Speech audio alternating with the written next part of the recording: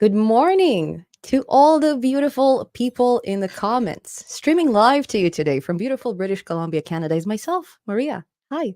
It's been a while. It's been a very, very long while. Now, I'm not sure if you can hear me and see me in all the destinations where I'm streaming, but I'm supposed to stream on YouTube, Twitter, and LinkedIn.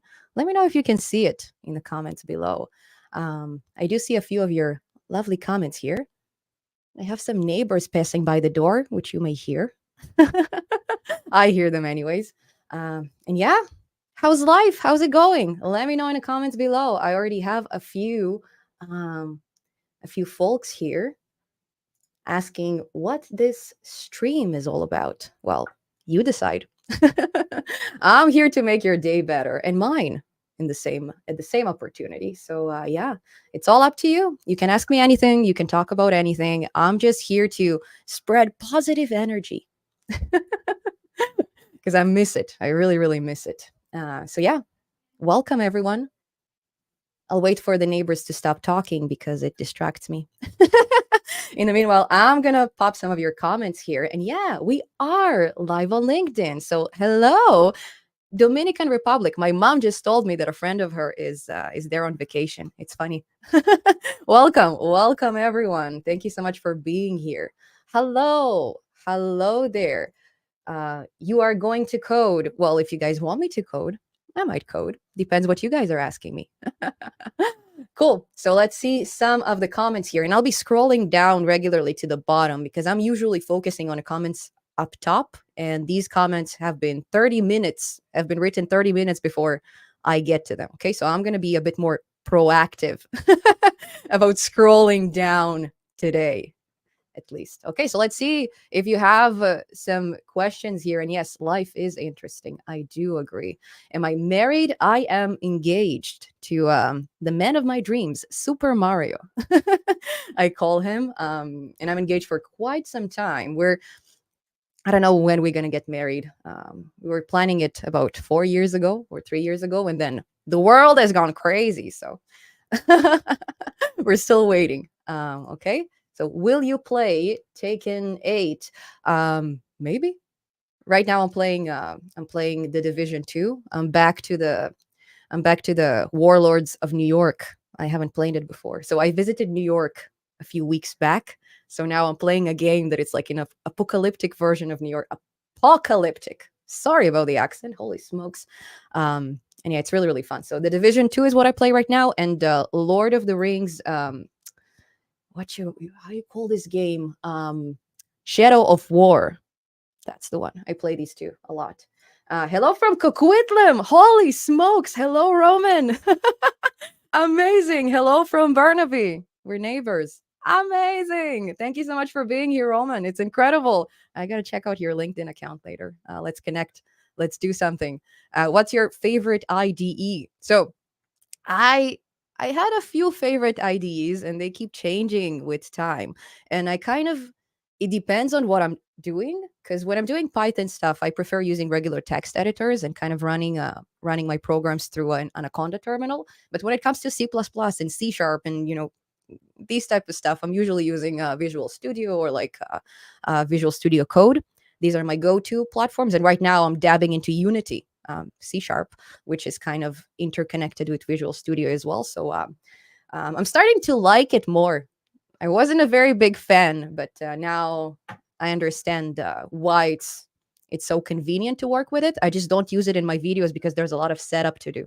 Okay, that's why I don't do it here. My neighbors are still out there talking, by the way. I don't know what's up. Sorry, it's distracting. Okay, so hello to my dear friends. We have some regulars in the crowd. Yay, it's awesome. Hello, Am. Person turquoise waving, face green smiling, face red hat shape. I don't think I can see emojis here, but yeah. Hello to all my dear friends, to all the Slipknot fans in the crowd. Hello. Hello from Malaysia and hello from Vancouver, Burnaby, actually. Hi, how do you manage your energy? I mean, some meditations, affirmations, etc. we'll get to your question in a little bit. Yeah, you notice the highly spiritual background behind me on this stream. We can talk about it a bit later.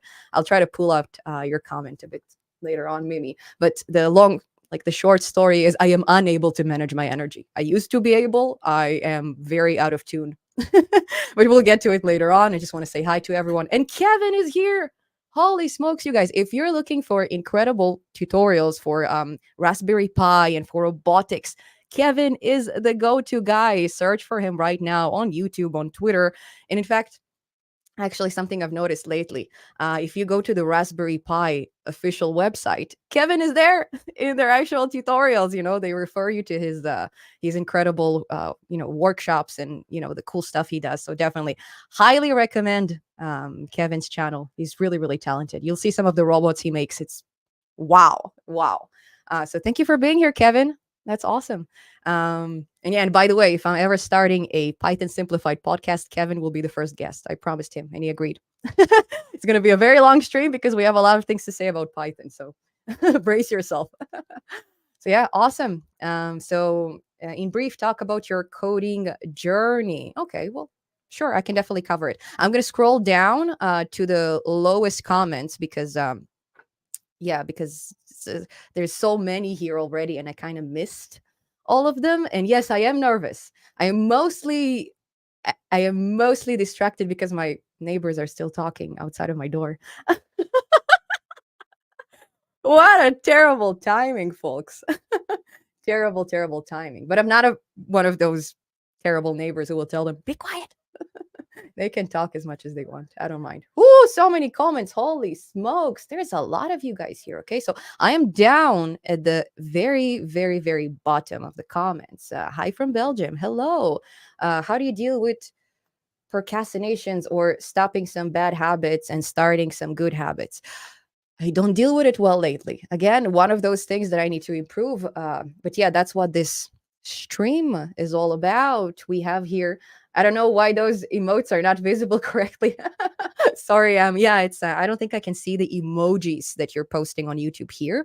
I think StreamYard, I'm using a program called StreamYard to do all this streaming. That's why you see your comments down there with your, depending on which platform you're commenting on, you will see the platform, you will see your profile picture, and you will see your comment here. And that's all done by StreamYard. Can we do it ourselves in a nice, Pythonic way? Sure. I might do this project later on, but for now, I'm paying a service to do that. And hello from the Big Apple. That's awesome. Juan, I'm just back from the Big Apple. I had a nice trip in Boston and New York, and now I'm here.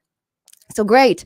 Awesome. We had a few we had a few cool questions here. I don't know if I can pull them out right now, but the questions were about like, how do I manage my energy?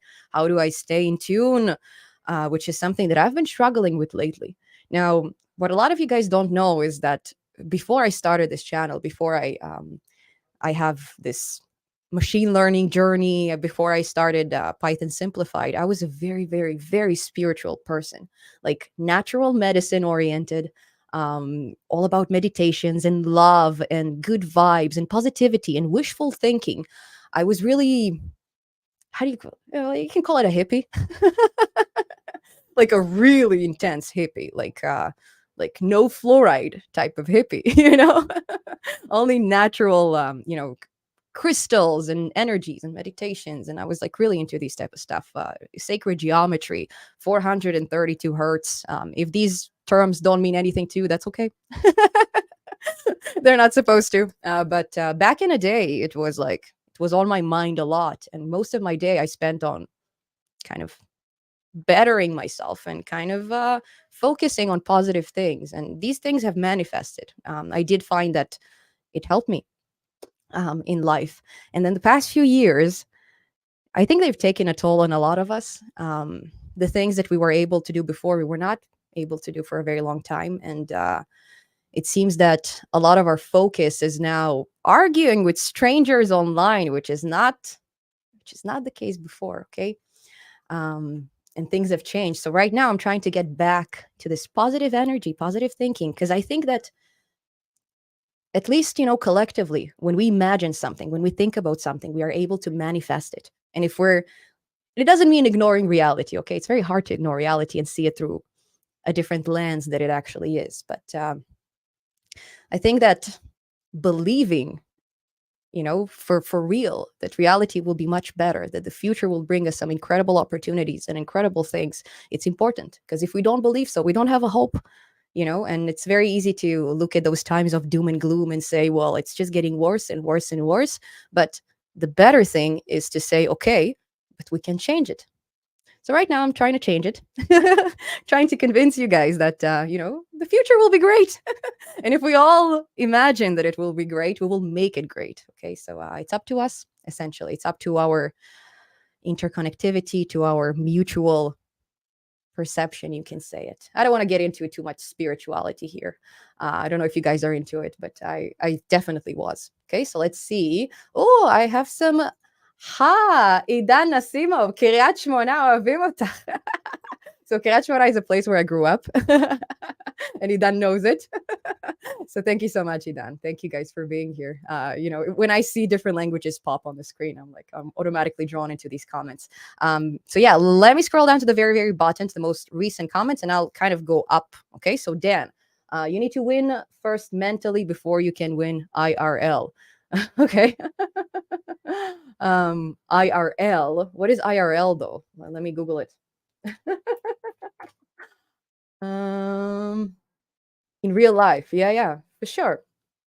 Absolutely. It's all in our heads. The way that we perceive reality, changes it. And I do find that I've manifested things that I imagined. This working from home reality that I now experience, it's something I always dreamed of. Yeah, thank you, Tom. Yeah, I checked in real life. Now I no longer, search terms in a search engine in front of you. I search it outside of the screen, because it happened before that I was about to search some names of individuals who yielded a lot of disturbing photos on Google. So I'm not doing this anymore. I'm doing it off screen. But yeah, awesome. Cool. So let's see. Above Dan, there was Maria, accept my LinkedIn request. Okay, so my LinkedIn is inflated with a lot of requests. I'll try. I'll go in there later. We'll see. I usually hit approve, but it's becoming tougher and tougher.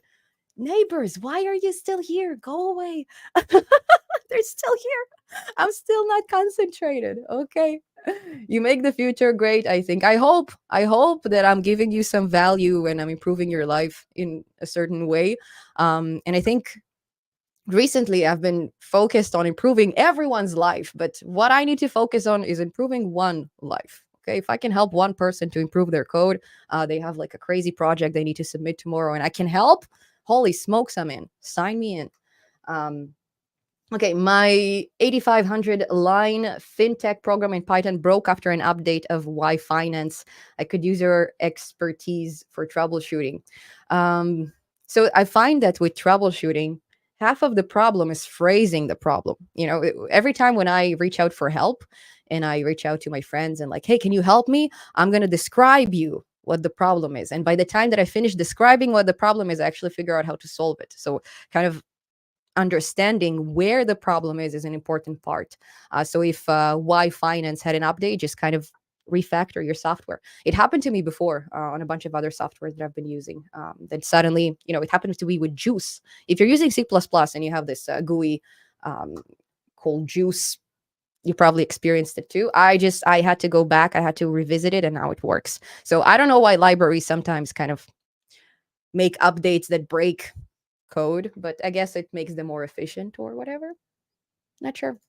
So what was the turning point from the spiritual stuff? Can I say it on YouTube? I don't think I can. I don't think I can. Kind of life, I would say.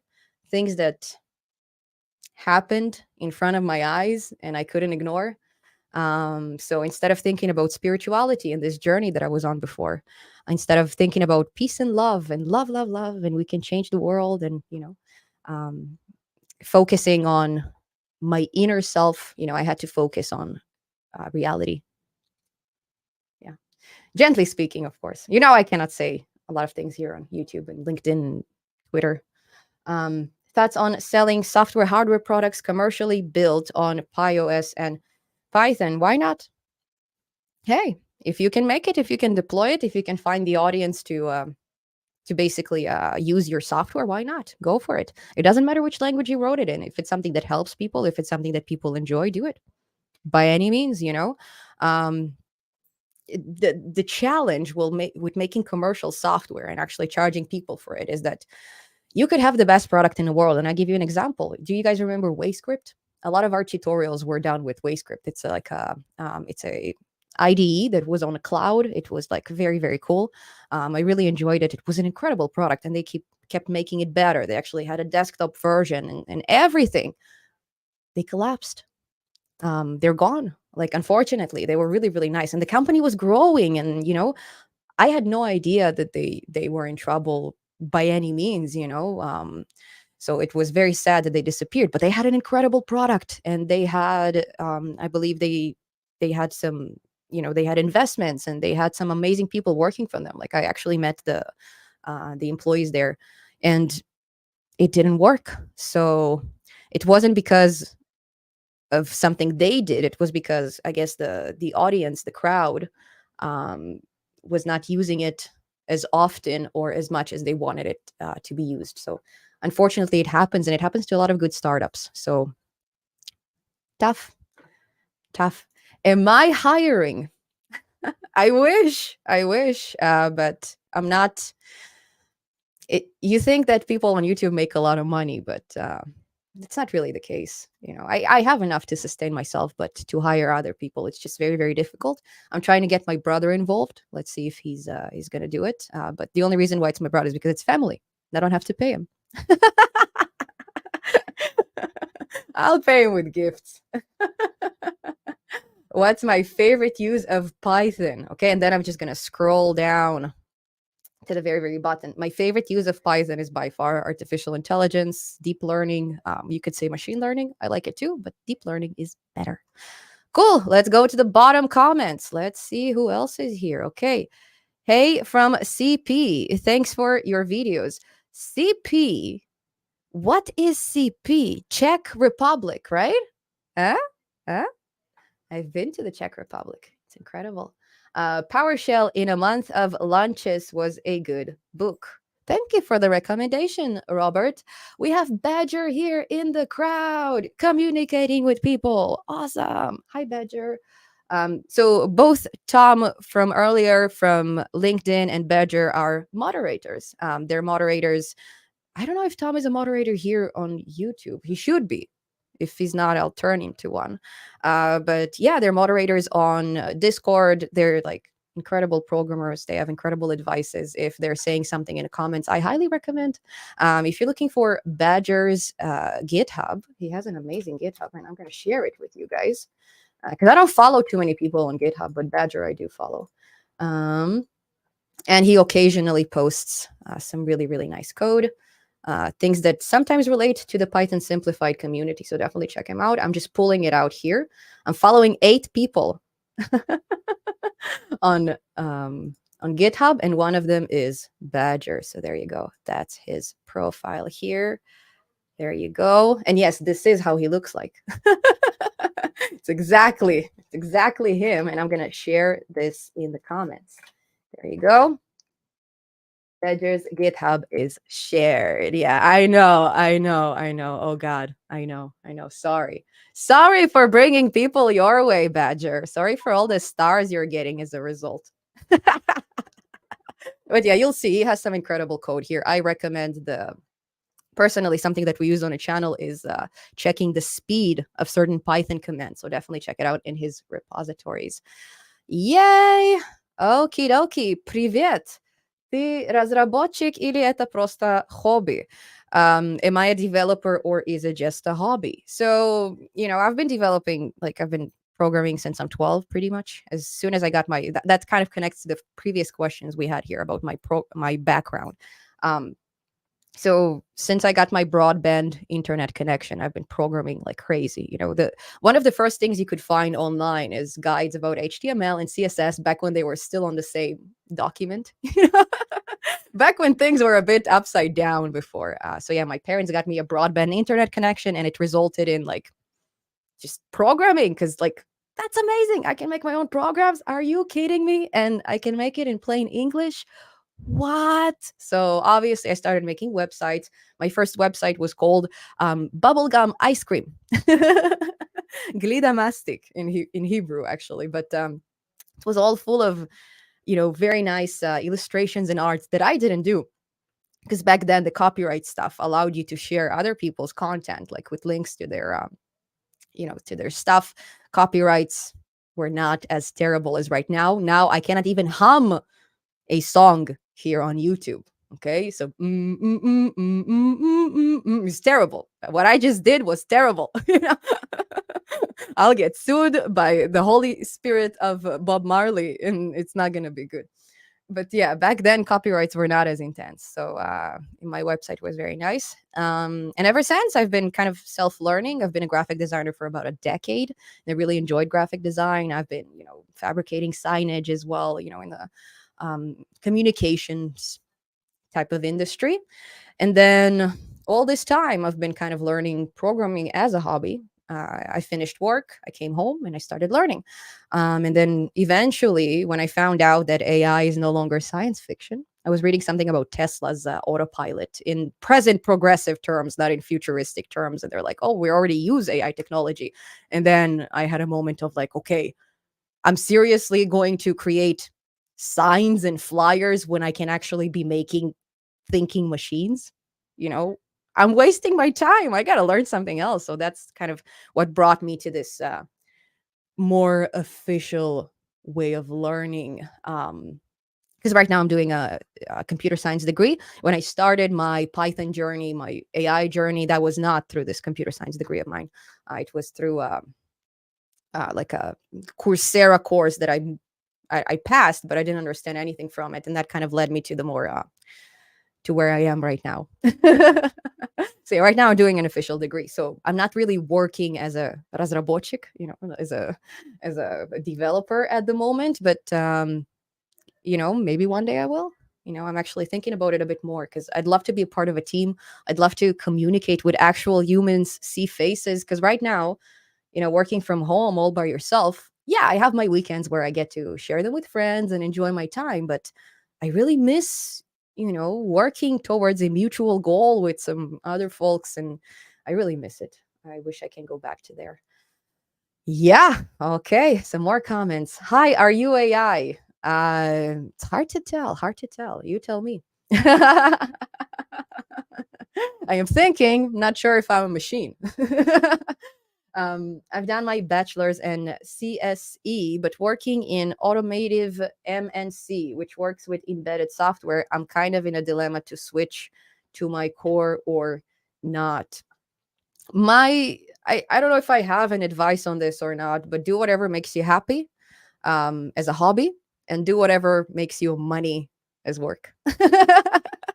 That's an ancient Jewish advice. My spouse firmly believes in it. Думаю, по-русски она вряд ли ответит. Ты шо? Я по-русски вряд ли отвечу? Да ты шо? No. I speak fluently. I read not so good, but I speak fluently. My Russian is really, really nice, especially after my vacation in Boston, where I spoke it with my family for like an entire week. Yeah. I started working with Python again. I have a base knowledge of Python and always wanted to get better at it from my journey to start in cybersecurity, but plan on checking out your playlist on YouTube to help. So, cybersecurity stuff, I don't have a lot of videos. I'm trying to get into it a bit deeply right now. So, there's the Cloudflare protection that I'm going to show you how to breach, hopefully soon. And there's the like how do you call the SQL injection stuff that you guys really requested me to cover. And yes, SQL injection is real, and it's so easy to do. You guys will be surprised. So what I'm doing right now is I'm making this program that we can all download from my GitHub account, and we can test it locally on our computer, so you don't have to break into like somebody else's server. You just kind of experiment on your own environment, right? Which is where I want you to experiment with SQL injection rather than, on some site, and then you'll be blacklisted and, um, you know, people in like ties and suits will knock on your door and in the middle of the night, like, sir, what did you do? You don't want that. You don't want that. But yeah, I accidentally hacked into Weather Canada. Like, I didn't think it's gonna work. I thought they're fully protected against SQL injection, and I thought that it's not real because it's so easy to do it. But yeah. But yeah, good luck on your journey. Cybersecurity is incredible. There's a lot of work in there. There's a lot of like people are looking for cybersecurity experts every day.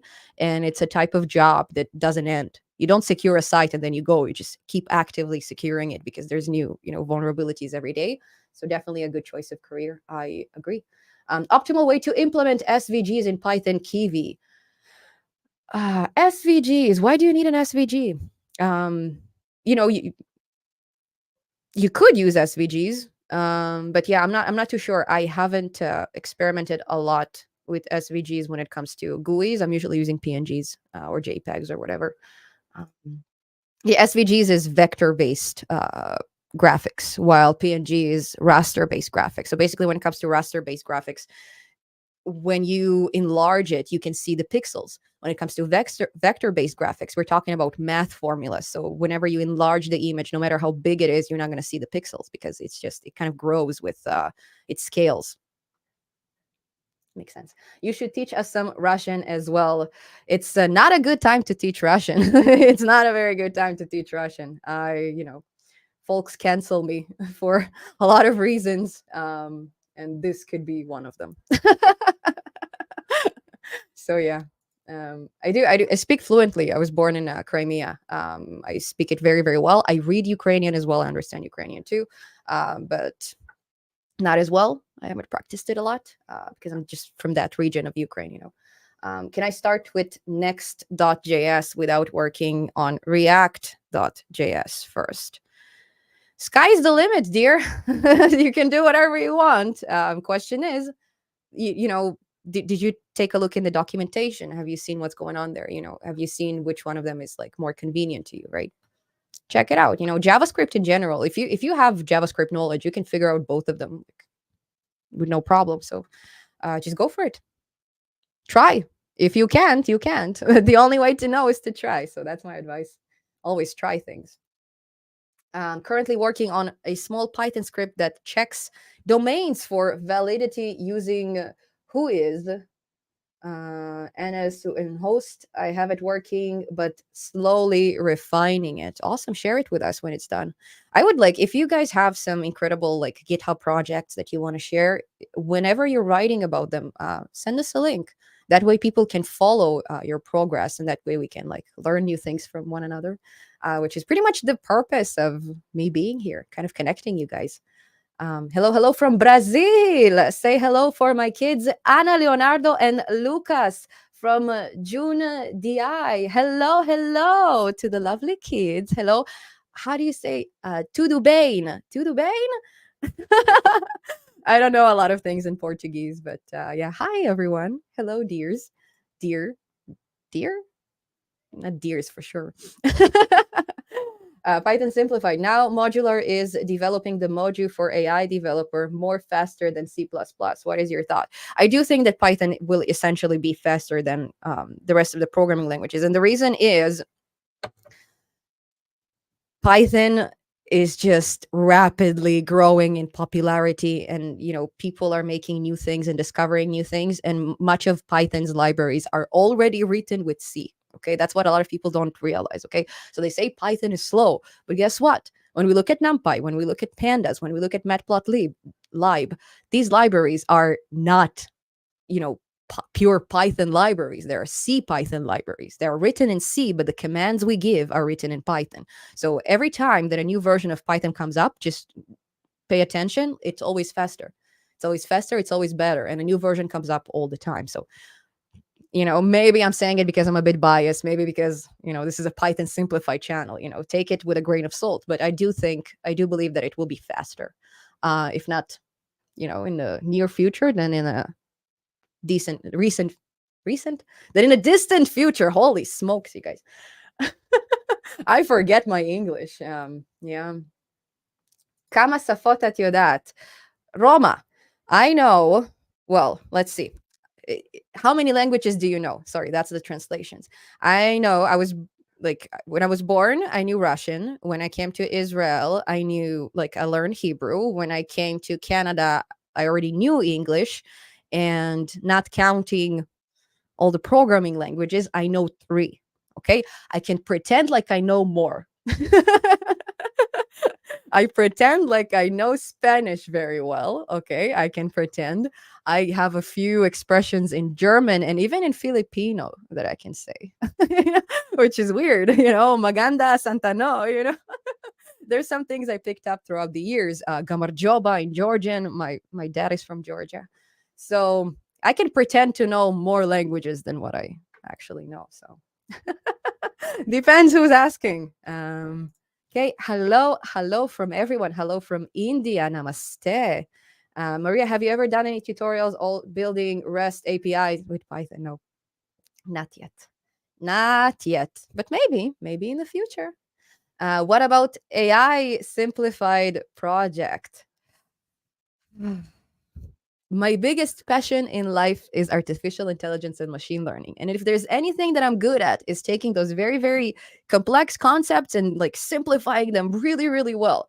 But every time I post AI videos, nobody's watching them. Like I can't say nobody, like just a fraction of, the Python simplified audience watches it. And as a result, YouTube stops recommending me and it's being real not nice to me.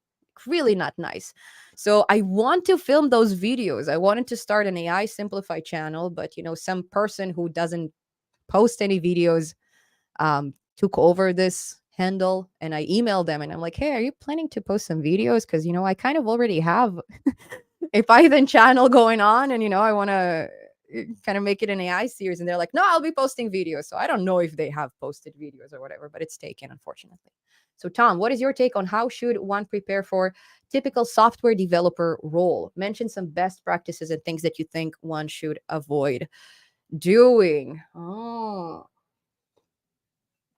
Tom, I think it's a question that you're a bit more qualified to answer than me because I'm not really working as, a software developer in a company. There's things that I can recommend, but it doesn't mean that these recommendations have manifested in reality. I cannot vouch for these recommendations. I think that Tom can give you a much better advice than me.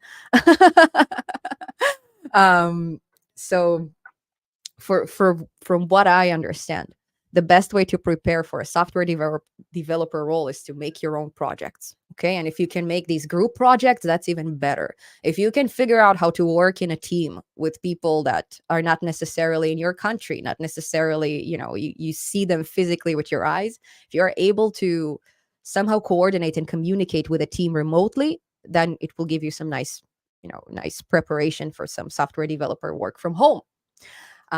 Which is not as easy as it sounds.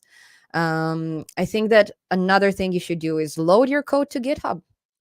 If your code is able to help a lot of people, like if you have a lot of stars, if you have a lot of clones, I bet you that's going to be very impressive to employers. Because if somebody, goes into your profile and they see that, hey, you're actually, helping people. People are using your code in their commercial software. It's incredible. I don't know. To me, it would be impressive. And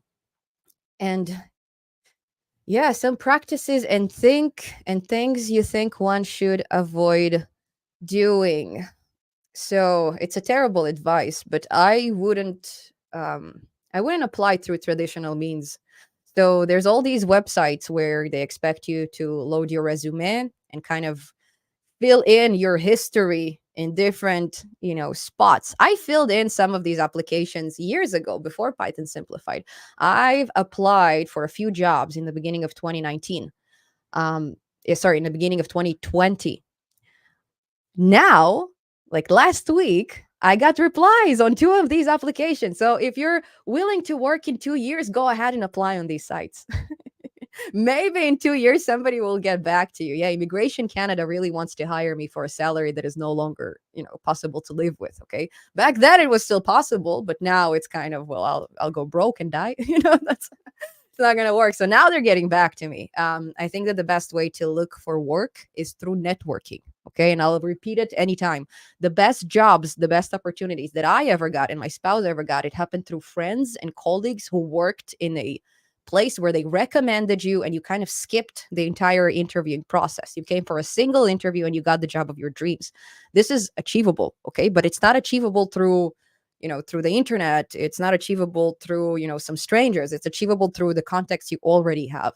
So for example, if you have some folks working in tech companies, why don't you reach out to them? These people, they know you as a human, as a person. They met you as a friend. They can vouch for your character. They know if you're a responsible person or if you're a slacker. They know a lot of things about you because they're familiar with you. And these are the people that would like to help you. So I would reach out to all your contacts and kind of like, are you guys looking for workers? Can you recommend me something? Something along these lines. Another way to skip the line, which is what I recommend. Okay, skip the line is to reach out to folks who work in the company where you want to work in similar roles to what you want to work, but reach out to them for informational interviews, which means that I'm not applying for a job, but if you can answer me about a few things regarding your job, if you can kind of guide me into the right direction, I can ask you about are you happy with the role you have? How many years it took you to climb from your, junior role to the role you currently have? Do you have any advices for me? So just have this informational interview. um, they're still talking outside of my door. I don't know if you've noticed. My concentration level are like so little. I don't know what's going on there. Is there like a meeting that I'm not aware of? But yeah. Thank you, neighbors, for ruining this live stream. But yeah, reach out to people. Don't act like you want this. Like, don't act like you're actually want them to hire you. Just make sure that you're on their mind, because the next time they'll be looking for people for that role, they may think of you. Okay, so I don't know. Make friends, make connections, do some networking. That's the biggest advice I have. But don't take my words, okay? Because I am not working as a software developer right now, so I cannot give you proper advice. Okay, take it with a grain of salt. Sorry, guys. Are you doing computer science with University of London? If so, how has the experience been?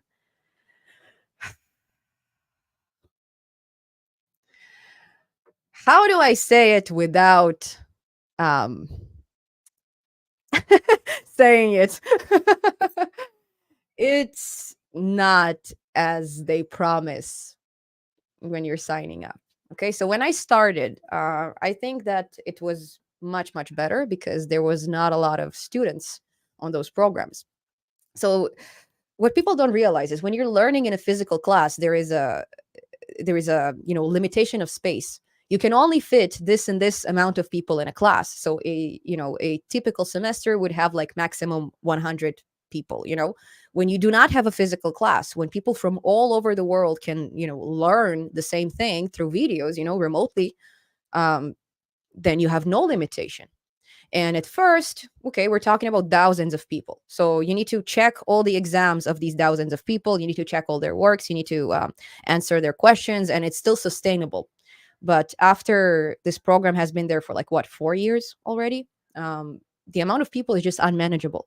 They bluntly ignore you. Like there's no such thing that I'm going to ask a question, from my university, from the assessment team about an exam I have in a month from now, and they'll actually answer to me before the exam. So once the exam is over, they'll get back to me telling me that, hey, the exam was on this and this date. If you missed it, you're screwed. Like that's literally the type of emails I get from them. Another thing is your exams, there's very often times where I'm about to already go to my final exam or submit my final project, and I still don't have the grades for my midterm. And the midterm is connected to the final project. And you're supposed to get some kind of a reflection through the midterm to tell you if you're going to get a very good grade or a very bad grade, like in your final submission. So that happens too. It takes them half a year to check my stuff. I still didn't get, if you wonder why I'm not loading my code to GitHub, because I get very, very good grades in university. Like I get like really, really, really good ones. But until they check my work, I cannot load it to GitHub because they don't know that whoever submitted this project is me. They have the student number. They don't know that it's Maria. So if it's on my GitHub and they check my work and they're like, hey, it's 1-1, like this blogger over here. So that's pilgrism. She lied, they don't know it's me. So I cannot do it. So it's not a good experience. Okay. I am complaining about it though, from the perspective of someone who knows that universities are back to work, regular universities like SFU right here, beside me is like full capacity now. Um, so the experience you get in an online university is very different from what you get physically. Very, very different. And um, if you are able to learn in a physical facility, go for it by any means. By any means. If you are in a situation where you want to keep your full-time job, or if you have kids, or if you don't have any flexible, schedule, then yes, online learning will probably be a good solution for you if you really, really want this certificate. But there is nothing, and I repeat, there is nothing that they taught me there that I couldn't have learned on my own, like from YouTube or like from articles. And sometimes the articles on YouTube, they would cover it better than my lecturers. Now, I have some brilliant lecturers, don't get me wrong. Some of them are amazing, and some of them are like teachers for life, you could say, like very, very good ways of expressing themselves. But that's the only good thing I can say about the university. Everything else is terrible. It's just really, really terrible. Yeah, I'll do like a very, very long video about it later on, once I'm done and they cannot fail me because of the things I have to say. Like I'll be very, very thorough. Cool. Oh, Noah is here. Noah from Bright Data. Awesome. Hi, Maria. Thanks for sharing your knowledge with the community. We can all learn a lot from you. Thank you so much, Noah. So I reached out to Noah. You remember this Cloudflare stuff? The fact that the protection is like broken and stuff. I posted a short about it. So I was freaking out for like a month. I thought the protection is broken, and I reached out to Noah and it was like, I was asking him, hey, like, because they're from Bright Data, they're like aware of these type of stuff, and I'm like, Noah, is the protection broken or something? And he's like, well, try these 4 links. He sent me 4 links. 2 of them are actually protected, which was incredible. So there is Cloudflare protection, okay, but I don't know where most of it has disappeared. I'm researching it now as we speak. So yeah, cool. Thank you so much for being here, Noah. That's great. What else? I hope you include requirements txt file in that repo. I'm problematic with that. Sorry, Badger. Sorry, I forget. I sometimes do, but very often I just say in the video, just install this in this package, and people install it. And I forget that not everyone is watching the video. Some people get there through GitHub. They don't have the time to go and like watch a video. I want a fast solution. I just want a copy and paste solution, so I'm pretty bad with that, but I promise to get better. Okay. I have a badger on my shoulder telling me requirements. So Python simplified. Don't know if you've already talked about Python-esque functionality being introduced in Excel. Yeah, Anaconda did it. That's great. I wonder if you have thoughts on how this might impact VBA use. If I knew what VBA is, you guys, you forget that I am an immigrant and I don't know a lot. Visual Basics for application. Wow, I'm not really using Visual Basics for application, so I cannot really tell you. I think it's great that you can combine Python with Excel. I have a friend, she's working in finance, Katya. And she was telling me that very often when an Excel file is not maintained very well, when you share it with some other employees and they forget to kind of save it properly and stuff, it takes a very long time to load. So I was like really marketing Python to her. I was like really promoting it. Like, you have to learn it. You got to learn it. If it takes you like a long time to load this document, try pandas, try, polars, try all these things. And I was really marketing it. And now this is kind of embedded within Excel, which is incredible, so she can definitely try it on her end. I hope she will, because Python is the future.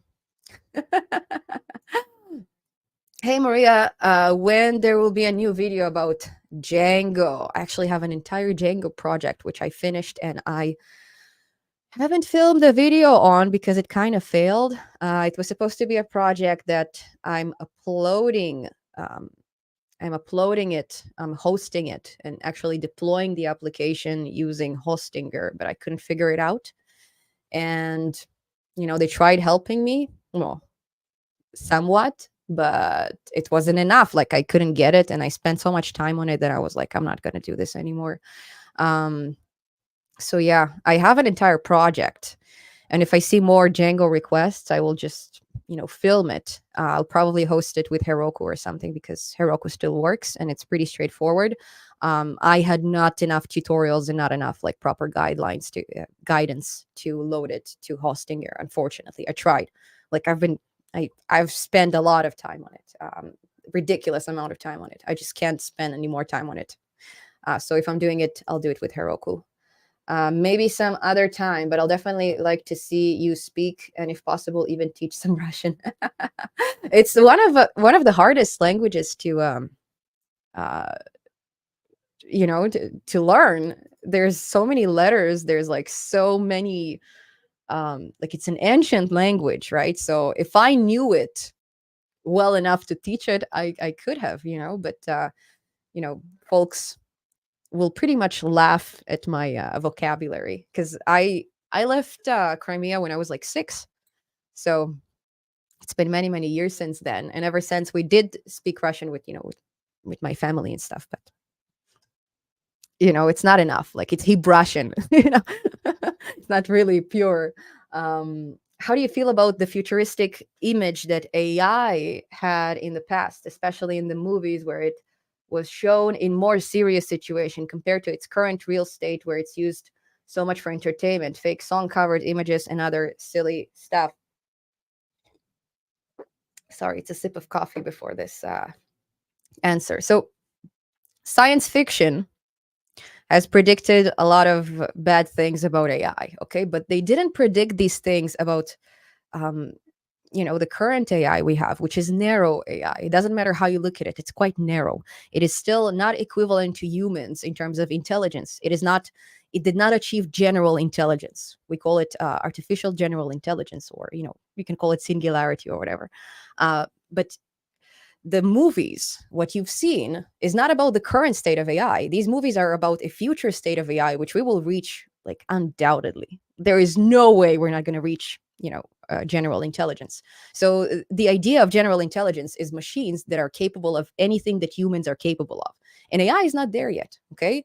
So movies took it to the realm of like adding robotics, to these machines and stuff. But um, these robotics, these robot arms and stuff, the things that Kevin does, we talked about Kevin before.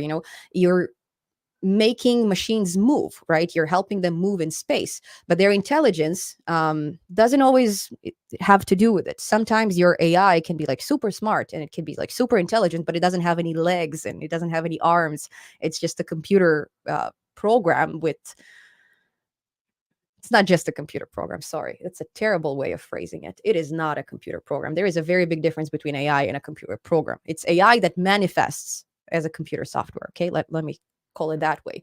So, whatever we've seen in movies, that did not refer to the AI that we currently have. That is, we are at the very beginning of whatever AI is supposed to be. So, whatever we take, AI is up to us. And I'll tell you from now on, like if we keep using the exact same tools that millions and billions of people are using, like if we use the exact same AI, if two people ask it the same question, they will get the same result. So if you're using it to make your own software and two people around the world have the same idea, I talked about it on Twitter just yesterday. Two people have the same idea and they will ask ChatGPT the same question. The code they will get will be the same. So the same code will make software A and software B. And these two entities, they will not know anything of one another. Okay.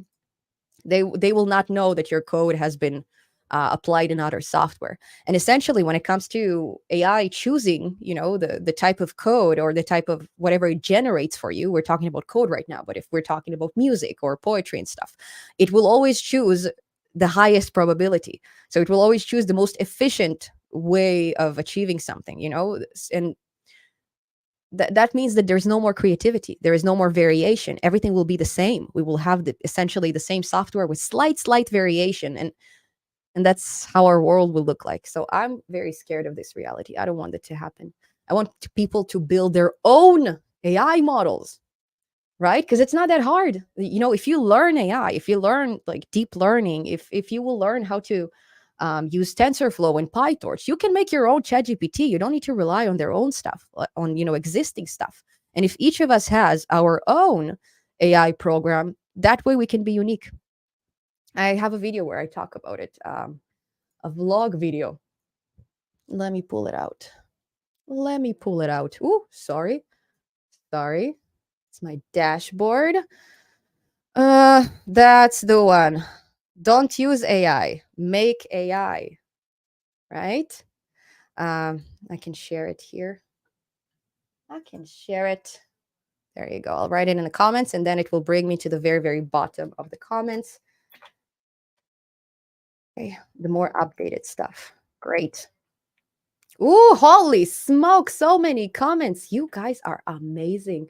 TensorFlow and efficient model for transfer learning and CNN. CNNs, I really, really, really like VGG. Like it's one of my favorites, but ResNet is pretty good too. I don't know if you have them in TensorFlow. I'm pretty sure you do. I used them in PyTorch before.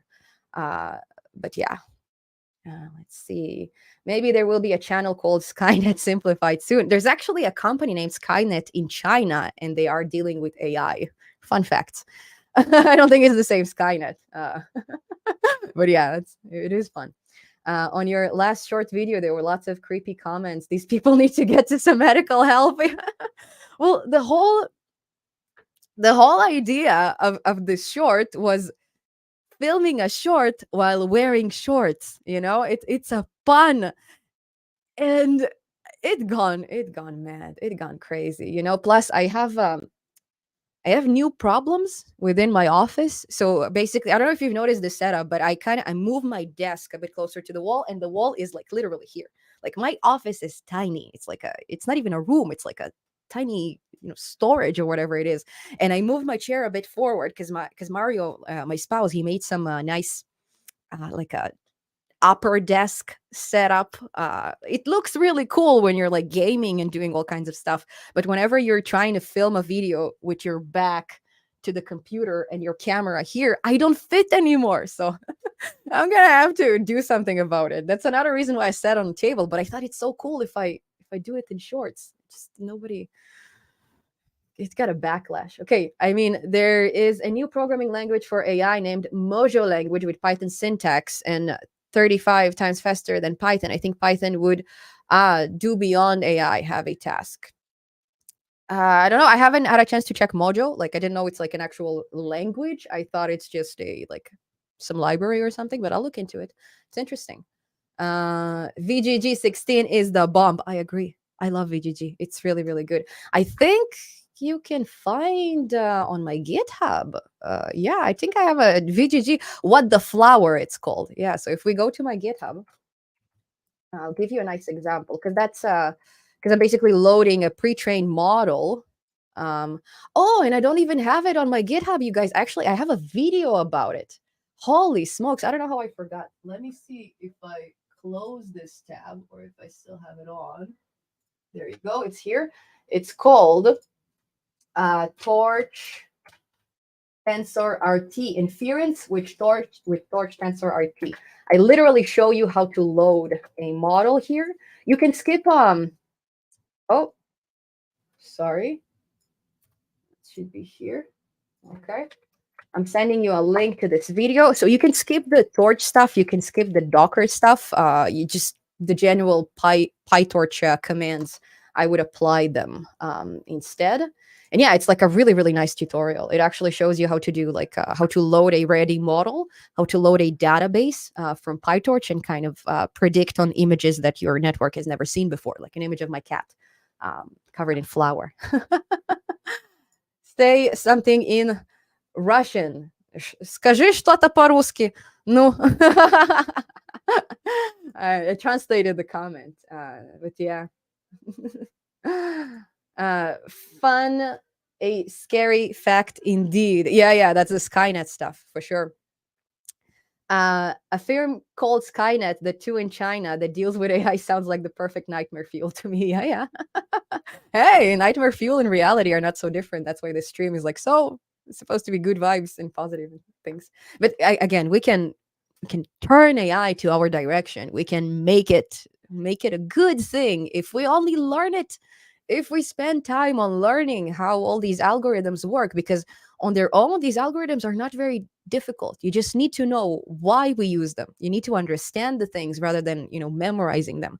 And what I find that, at least what I do in school is like, I have a brilliant lecturer. He's incredible. I really enjoy the way he teaches, but he doesn't teach you to understand. He teaches you to memorize. The reason why I understand is because I already took a few courses before and because I've been teaching it on my end, so I have, some background about it. So it makes sense to me. But if I were a student and I would be like, and the first thing I'd be exposed to is like the cross entropy loss formulas and, and gradient descent. Holy smokes, gradient descent.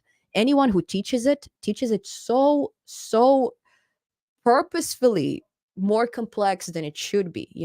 Neighbors, why are you still talking outside of my door? Holy shit.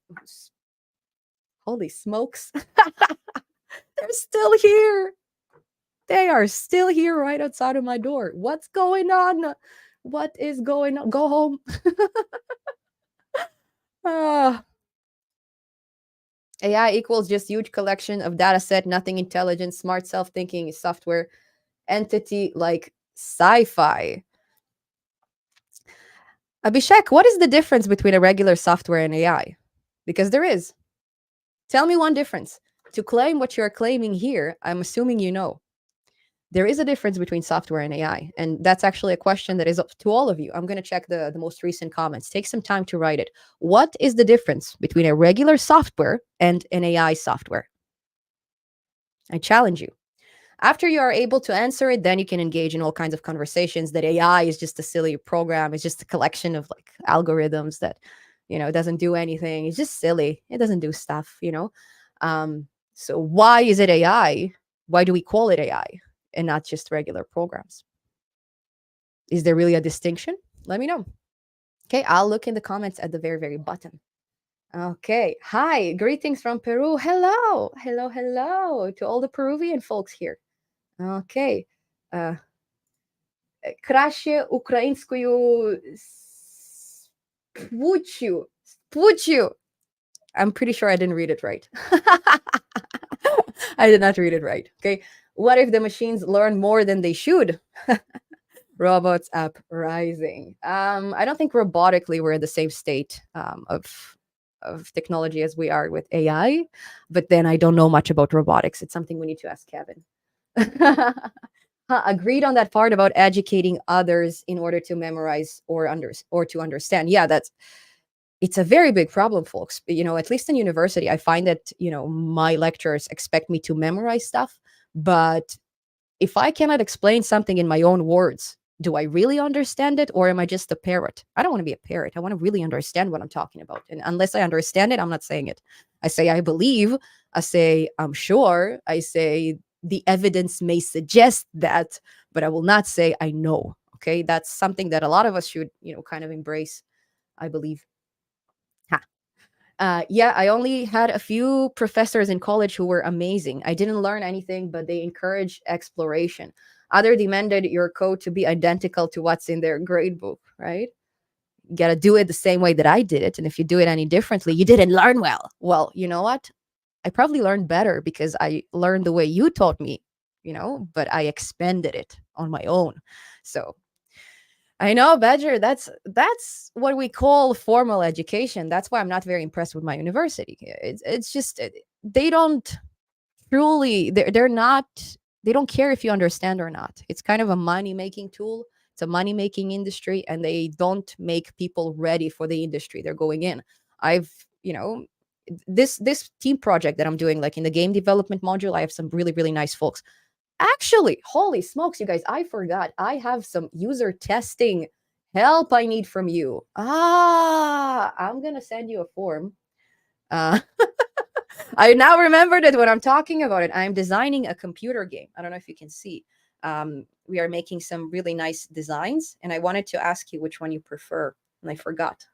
Okay, so let's do send, and let's share an email. The link, email. Holy smokes, sound like my grandma. Let's share an email. Okay, I shared you the link in the comments, I believe on YouTube and LinkedIn only, but that's a form. If you have the time, it's just 2 questions, and this is optional. Like, why did you choose to rank this menu? Whatever you chose it, whatever. If you have the time, that would really, really help me. I'm doing some like testing.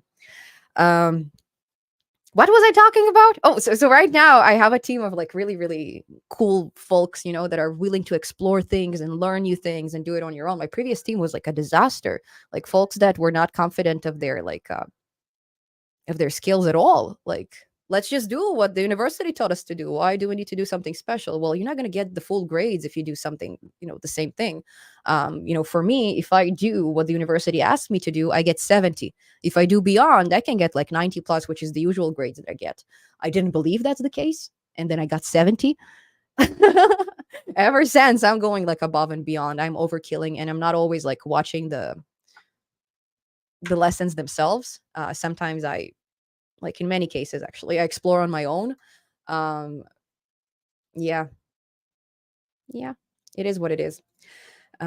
Cool. AI uses the power. So we're back to the question of what is the difference between a regular software and an AI software. Okay, and I want to hear you guys take on it. So AI uses the power of mathematics to predict, but by saying that, you need to describe what a prediction is, right? Because you know um let's pretend like I'm a 6-year old. Explain it to me like I'm a 6-year old, right? Intelligence. Yeah, intelligence, it's a very, very abstract term, right? We need to explain it too. Software is explicitly written. We're getting closer. We're getting closer. I like the explicit stuff because AI is not explicit at all. Okay, that's amazing. Thankfully, we have our Sarah Connor Python simplified to make things right and stay on the right path for the future. Well, I do like Sarah Connor. She's amazing. I do enjoy her. Hopefully, we're not gonna have to get to the point of fighting machines, because I don't think that's where our future heading. If that's what you guys are worried for, I don't think that the Terminator is where we're heading. We have far more worse dangers to think about, rather than machine uprising. That's If it will happen, it will happen in many, many years. Okay, it's not going to happen now. There's more immediate stuff that we need to worry about. That's my sentiment. Probably your neighbors are trying to attend your streaming session. They would not be talking if they did.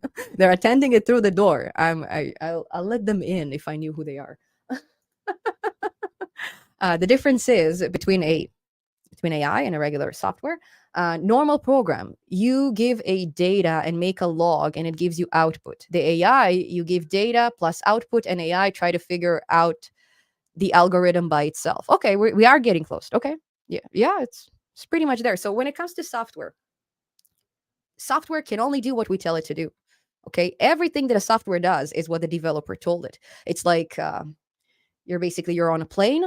You're on autopilot. You tell the plane to go to this and this destination, and there is no chance that your plane will suddenly change a destination and go elsewhere unless it's like hacked. So you say, I want to get to Hungary, but it gets you to Egypt. It doesn't make any sense. It's not going to happen because software is doing exactly what you tell it to do, unless there's bugs, unless there's hacking, these type of stuff.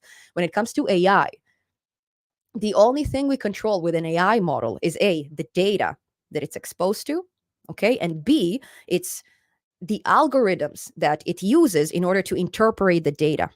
Okay, 2 things we control: the output, the actual conclusion, the actual prediction based on these algorithms and this data, we have no control of. There is nothing we control. So I always like to use the example of a child and an adult. Okay, so an adult, a parent, can teach his kids to be like good Christians, to go to church every Sunday, and to be kind to their peers and friends. And they parents in school, they can all teach a kid to be an angel. Okay, you are such a great kid, but it doesn't mean that this kid will receive this information, process it in their mind, and it will actually manifest in being a good person. There will always be a choice. Do I take this information and I apply it to the good things, or do I apply it, like, what conclusion your kid reaches? It's not up to you. You can give them all the tools that he'd like, to reach the right conclusion, but you don't know if your kid will actually reach it. You can attempt, you can try, you can continue teaching him good things, but it's not up to you. You don't get to choose. Same goes with AI. You don't get to choose how the information will be interpreted. You get to choose what information and the type of techniques your AI model can use, but the outcome, you can't control it. So an AI program, in this analogy of a plane, you don't tell it, go to Hawaii and stuff. You ask it, where do you want to go? Like, Hawaii is a bad example. It's right now, it's not in a good shape. Really sorry to hear about what's going on there. Same goes for Kelowna and like all those places around me.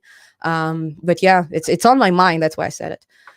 So yeah, that's I'm sure I can have better ways of explaining it if I don't have neighbors talking outside of my door, driving me crazy. Hey, but at least I can at least I can complain about it. It's an excuse of why I'm not sharp as usual. I feel like universities, on the most part, have been like this, teaching as if it's somehow supposed to be memorized and actually be understood or applied with critical thinking, right? Critical thinking is not always the best when it comes to universities and workplaces. Very often, people wouldn't want you to go above and beyond what they ask you to do. Yeah. Django topics for upcoming sessions. I have you can actually see this app on GitHub. If you go to my GitHub right now, let me pull it out. I'm pretty sure I loaded it there. Hold on. Your profile. Let's see. And if I write messaging app, smokes where? Okay. Maybe Django. Sorry, guys. I am searching. I was not prepared. There you go. Manage.python. No, that's Django Quick Start. So I don't think I loaded it, you guys. It may not be in my GitHub. If you've seen it, let me know in the comments, because I don't know if I can find it right now. I may have deleted it, which is very unlike me. Django chat app. There you go. My head is blocking it. Sorry. There you go. I'm going to share the link here. So it's a full-blown app where you can find all kinds of instructions and stuff. There's a database. There's everything. If you're looking for a nice kind of starter code to include an SQLite dataset database, that will be it. But there is no tutorial about it yet. Yo, Tobbs! Tobbs is here from rainy Wales, I believe. Rainy or sunny? I don't know. I know it's probably evening, so it's not sunny. Hello, Tobbs. Great to see ya. AI do it. So we're back to what's the difference between AI and a regular software. Hopefully somebody can explain it better than me, because I was not concentrated. I know what I'm talking about, but I cannot phrase it properly. AI do it with experience already have from data they have, and regular program work on your own experience and what you feel just now. You're getting there. You're getting there. For sure. But so this experience that you're talking about, it's something that we obtain through something called training. So our model trains on data. We expose our model to so many different examples, like thousands upon tens of thousands upon millions of examples. And based on these examples, our AI program can recognize patterns. So we show it 5,000 pictures of cats, and we show it 5,000 pictures of dogs, and our program will look for patterns that repeat across all the cat photos and across all the dog photos. And based on these patterns, it can determine if it's a photo of a cat and a photo of a dog. And then once your model is done training, you show it a picture that it has never seen before, a picture that you took with your own phone of your own cat. Okay. And then what is happening is what we call inference or prediction. We are predicting whether this newly seen image is actually a dog or a cat. And if you're trained your network well, the chances of it giving you a correct prediction are very, very, very high. Okay. But sometimes it's wrong, just like humans. Sometimes we are wrong too. So I always like kind of use the human machine analogy because it is similar. It is not the same. Okay. Definitely not the same. AI is if what humans would be if we were mathematically perfect and if we did not have any emotions. Okay, maybe AI has emotions, who knows, we don't know. We've never been AI, so who knows. What was your mentality around computer science during high school? Like, were you interested in all in domains and wanted to know everything in computer science, or just one single domain? I was mostly interested with web development. That's what I've been doing in high school. JavaScript, later on it became like jQuery and Bootstrap and whatever it is that came there. But I come from front end web development. That was my like the biggest area of my hobbies. I had a band. I had some like pixel art that I was doing. I wanted to share it with the world. So I needed it for my own stuff. And, it's something that is hard to forget. Once you learn HTML once, you kind of just know it for life.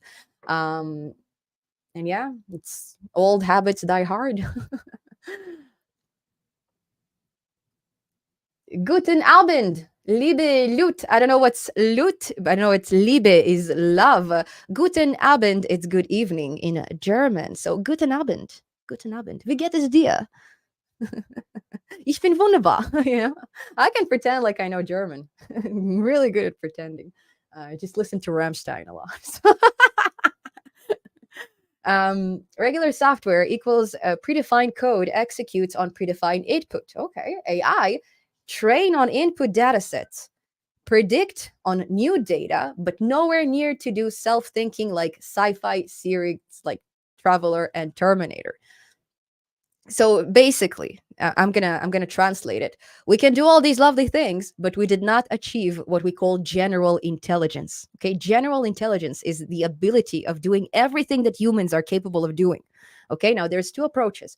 People think that there's people who think that we will get there through taking many different narrow AI systems. So narrow AI is basically something that is capable of performing a single task. So for example, Siri. Siri is a chatbot. But if you ask Siri to park your car, it cannot park your car. You need a different AI system to do that, right? So that's what we call narrow AI. You only have one job. Okay, remember it. Narrow AI, one job. So if we take a collection of these narrow AIs and each of them is capable of performing tasks, different tasks that humans are capable of performing, essentially we will create a very, very big network that we can consider general intelligence. But I belong to the other camp. Okay, this is one camp. Okay, um, so we take many narrow AIs, and with them we will essentially reach general intelligence. I'm of another camp who thinks that it requires more than just a collection of single task performance to reach general intelligence. What do I mean? I mean consciousness. I mean actual thinking, actual awareness, which is something that we cannot measure. So it's a very, very big challenge. We don't know if, some people think that right now, computers are capable of feeling, capable of truly true intelligence, right? But it's a matter of feeling. The challenge is the only way for you to know, like, and I'm covering it in my recent AI tutorials. It's more philosophical. It's about the how Can Machines Think series. Okay, I recommend checking it if it's interesting to you. Okay, I can pull it out as well later. You'll find it. It's one of the first videos on the channel that will pop. But where was I? Holy smokes! Holy smokes! Don't know what's going on with my neighbors. I don't know. I don't know. But yeah, we're definitely not at the Terminator stage yet. Not just because we don't have the robotic capabilities, that folks from Terminator had. We did not reach general intelligence yet, as far as we know. That's what I was talking about. Okay. We cannot know if we actually reached a state of, software being aware of itself. Okay. It's not just about writing music or writing poetry. It's also about being aware of what you written, what is this collection of characters that I outputted, um and we cannot measure it because we cannot physically be this machine. um we will never know. We may never know. Who knows? In another stream, you said you had experience C++. Have you thought about making C++ simplified? How can you make C++ simplified? It's like it's an oxymoron. If I believed it can be done, I would do it. But I have so much work with the Python simplified stuff that I'm not dabbing into C++. I can explain it properly, but I believe that the future is in Python, so I'm kind of sticking to it. I go with what I believe. Are you employed as a programmer? Have you ever been? Well, I've it's like small startups, things that my family is doing, but no, not like official big company that I've been working with. Yeah, she's not been just a student. Badger knows. I told you, listen to Badger, he's a smart guy. The game menu UI looks pretty cool for what it's worth. Thank you so much. Which one of them did you like? That's the biggest question. I'm employed as a programmer assistant. I wipe the sweat off their screen and make cups of coffee. It sounds a bit like my military experience. I was a secretary in the army. I didn't do anything. I was terrible. Um, AI is not coming after your job, Tops. See, it's a positive, good vibe stream. We are looking at the full cup. We're looking at the positive side of things. You have expanded shoulder. Maybe. Maybe. I'm just sitting that way. It's a small office, you guys. AI is pattern recognition, amongst other things. Yeah. Sometimes they don't even need to recognize a pattern because you kind of tell them. Um, but you said, sorry. Sometimes it's not about pattern, it's about like finding the fastest path. And like it depends what you're trying to solve. It depends on the problem. Okay. Hello, folks. Hello, folks. Software is writing logic. You are incredible, girl. I always see your videos and they are really nice. Yay. Thank you so much. Thank you so much. Thank you for sharing. AI is learning like a human, but with the memory capacity and speed of computer science. So, what we try to do with that, what we try to do with neural networks, and at least initially, we try to kind of mimic what we have inside our head because there's neural networks inside our brain with neurons and stuff, and there's like artificial neural networks, which is what we do with AI. So at first, we try to apply the same patterns of thinking that we had, and we try to kind of mimic it. That's how the perceptron was born, like a single unit of logic in a neural network. And you guys, I have amazing videos about it. Like seriously, I have an entire video series about AI that I recommend you to watch because it is simple. It's not like something you will find elsewhere. They will throw a bunch of complex formulas at you, a bunch of like squiggly lines and stuff like that, and you need to understand it. um it's not the same with me. Like I have illustrations, I have like actual examples and actual like coding from scratch, all these algorithms that we just type their names. I get you to code them from scratch with NumPy and Pandas. So definitely check out my series. You'll find it on a channel. But at first we try to take the things that are relevant to our brain and implement it on AI, but then we realize that hey, computer has fundamentally different structure than our biological structure. So why don't we try to kind of do something different? And the current models are not exactly based on our brain. They were based originally, the perceptron is, but the current state of AI is a bit more oriented towards computer hardware. It's kind of it's harvesting all the processing power that it actually needs. So our algorithms are much better nowadays. Logic in software. Daksh is still talking about the AI versus regular software type of topic. But yeah, thank you so much for commenting out. Like, I really appreciate it.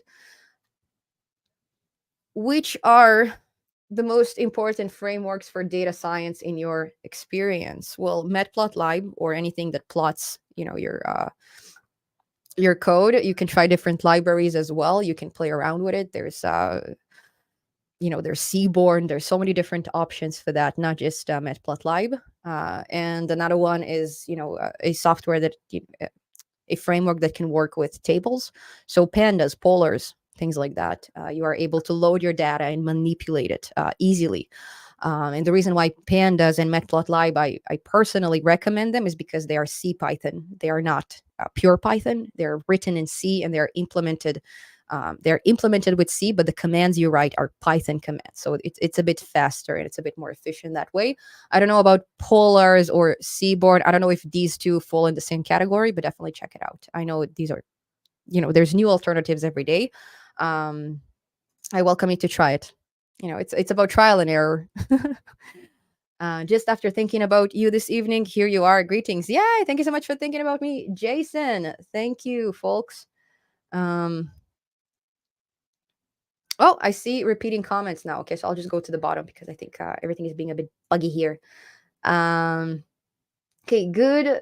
Going by Moore's law, AI shouldn't have much trouble with hardware keeping up when its growth might even outspace it. So the beauty with AI and computer hardware is that we can always add more storage. We can always add more components. We can always expand, our computer, especially if you have like a costume build. So we're not really limited. For one last question is, it's bad if I like to watch and follow YouTube videos on product tutorials if I am not a beginner anymore. No, it's just a way for you to learn. I don't think it's bad. I don't learn that way. I'm not generally good with following videos. I prefer documentations, but some people, they need like visually. I'll give you an example. Right now, I'm taking a neural networks module in school. Okay, I really enjoy it. It's great, but I cannot see the face of the lecturer. I cannot see the face of the person who's explaining it to me. I can see his slides, I can hear his voice, but I cannot see his mouth. I cannot see his eyes. I cannot see his face. It drives me crazy. I need to see, if I'm watching a video, I need to see a person that is talking to me. If I don't have it, I much rather to have a documentation. Okay, that's how it works for me. But people are different. People are very different. So whatever works for you works for you. I believe your website will migrate from Wix to Django soon. I was planning to do so, but it's going to stay like that for a while, especially if I want my brother to start helping me out. He's now my site manager, but he hasn't been there yet. So I'm hoping to kind of get him to convince him to join me. My cat is here. That's what I'm looking at. I wonder if he's going to jump and ruin this stream. I think the stream will divert a lot of attention towards your AI series, if nothing else. I find a lot of people like to talk about AI. Like that's a fascinating topic, but when it comes to learning AI, unfortunately, we don't. So I hope, but I'm realistic. I hope. There's a lot of things, like fun things to learn. So Tom is here. Just this morning, I was watching your a year-old video you made on recursion. Nice. IDC, what others say. I struggle with this. Recursion, I think the most important part of recursion I did not cover in this tutorial. But Tom, if you read the first comment at the very, very top, we're talking about the stack. Oh, holy smokes, you guys. That's not my neighbors. Ah, that's me. My television is on and it's me that I hear. Holy smokes. I am so sorry. I am blaming my neighbors and all that, but I'm hearing me talking about recursion. Give me a second. I'm going to turn off my television. For now, I'm giving you Neo. Okay, there you go. Neo. He's going to be here instead of me. I'm just going to turn off the television and I'm back in 2 seconds. 2 seconds.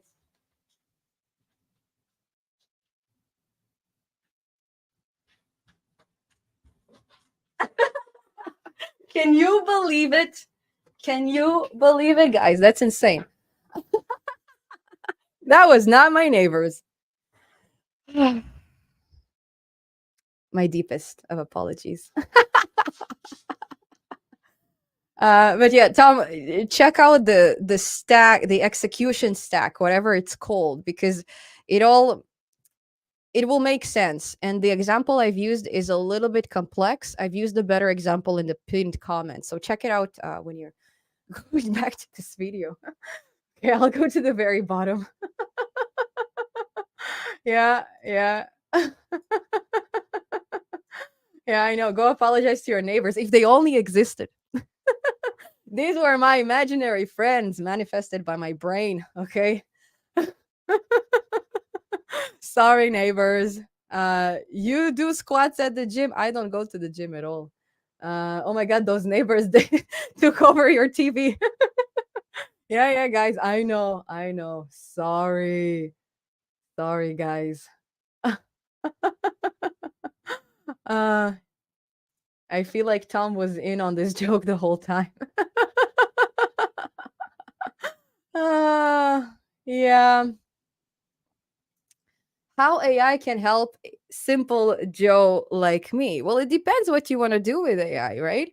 If you want to create a piece of program that, analyzes some images or videos automatically for you, you can do it. The sky is the limit. You can do so many things with AI. You can do a personal assistant for yourself. But again, I recommend rather than using, AI tools that somebody else made for you, make your own AI, train it on your own data, customize it for your needs. It sounds like a difficult thing to do, but it's not. We have some very basic commands that can do it. TensorFlow, PyTorch. There's a lot of solutions. You can even use like scikit-learn, which is like a machine learning library. You can achieve a lot of things. You don't have to do like deep learning. You don't need to do like complex algorithms like neural networks. You can go for something like k nearest neighbors, like algorithms that are very, very simple. But again, it depends on what problems you're trying to solve. So we start with a problem, and then we think which type of AI model can give you a solution. That's pretty much how I do it. uh Not everyone is as visually pleasing as your well I don't know. It's a matter of taste in the end of the day. Those are sponsored comments you read. No, no, I don't think it's even like, I don't think it's even super chat comments. I think it's just regular comments. um Menu one is best cyberpunk theme. Okay, good. That was my cat. Okay, that was my cat. If you heard it, because I'm trying new features right now on StreamYard. They have now like echo canceling, noise canceling features, these type of stuff, and also face retouch. I should look like a model. If I don't, blame StreamYard for that. But yeah, I'm back. Oh yeah, folks from Ontario. Hello, I'm a big fan of yours. Are you in Canada? I live in Ontario. All the best for you. I am from British Columbia, Canada. Beautiful Burnaby. I say Vancouver because nobody knows what Burnaby is, but yeah, it's Metro Vancouver. Yeah, fellow Canadian here. Great, great. Maria, have you thought of streaming these vibes in Discord? I should. I I will next time. So we can also get a chance to talk in Discord server, which would be more interactive session. So yeah, for sure, join our Discord server. We have a really, really nice community there. You can find Badger and Tom over there.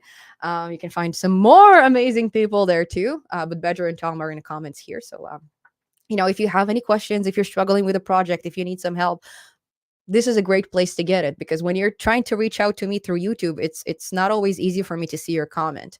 When you're trying to reach out through Discord, it's something that a bit more easy, because not only I can help you, but also other people who are like really help people, really, really help others, and they're really passionate about it. I think Tom is also tutoring.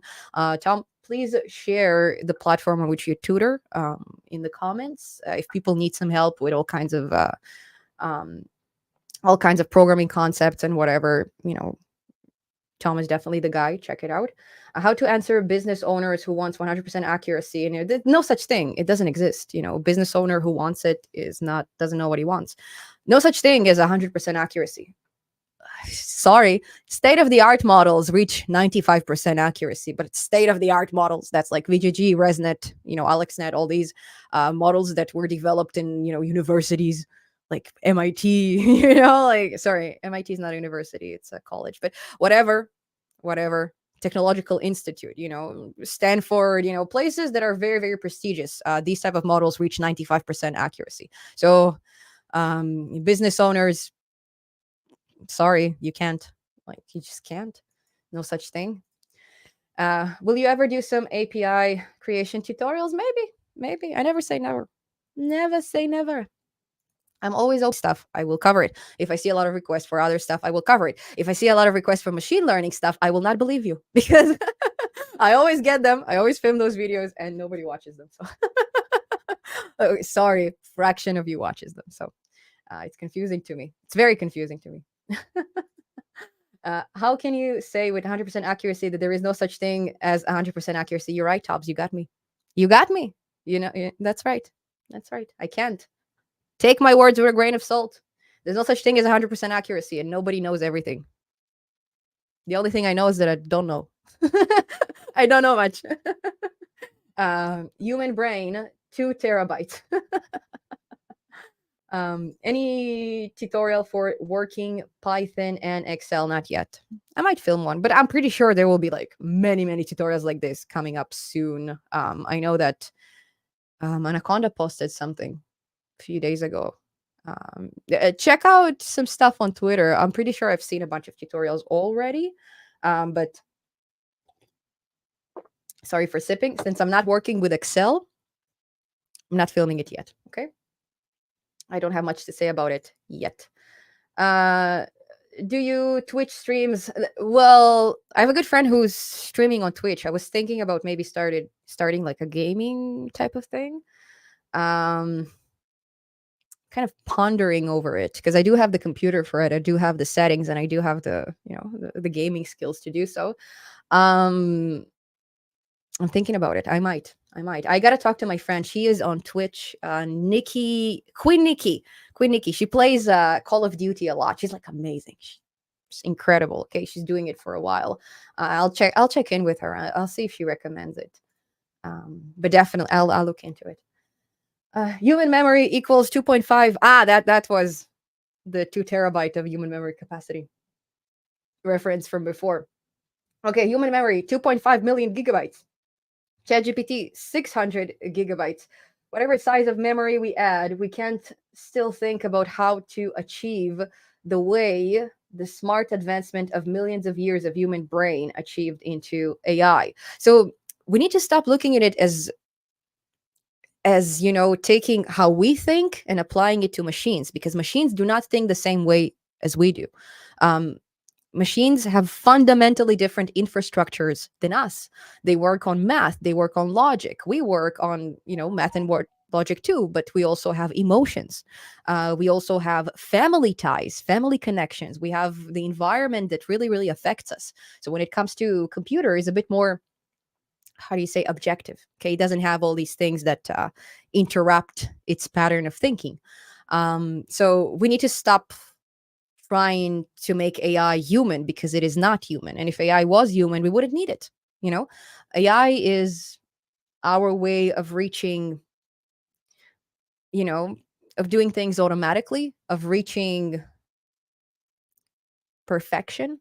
I don't want to get into the philosophical side of things, but that's at least how I see it. Computers will never think like humans do. Never. But it doesn't mean they will not think. Okay, how do we define thinking? What is thinking? It's an important question to ask, because we cannot define it ourselves. Is it making decisions? Because computers have been making decisions for a while. Is it being capable of generating art? Because computers have been able to generate art for a while. And if you ask some expert in Google, they think that they're already conscious. There's some robot arms that started working out of the blue. A day before, none of them worked. The next day, one of them started to work. The next day, all of them worked. What's happening? There's a ghost in a machine that we are incapable of understanding if it exists. So it depends who you ask. I don't know if computers are conscious or not. I have no idea. And I'll keep saying I don't know, because saying that it's not or it is, we cannot verify it. Were you always interested in AI and programming? Yeah. AI, I didn't even know that it's like science. I thought it's science fiction for many years, but when I discovered that it's not science fiction, guess what? That's what I do. Sorry for the lip fart. Can you suggest other more advanced frameworks for data science, like for dashboards, ML, UIs?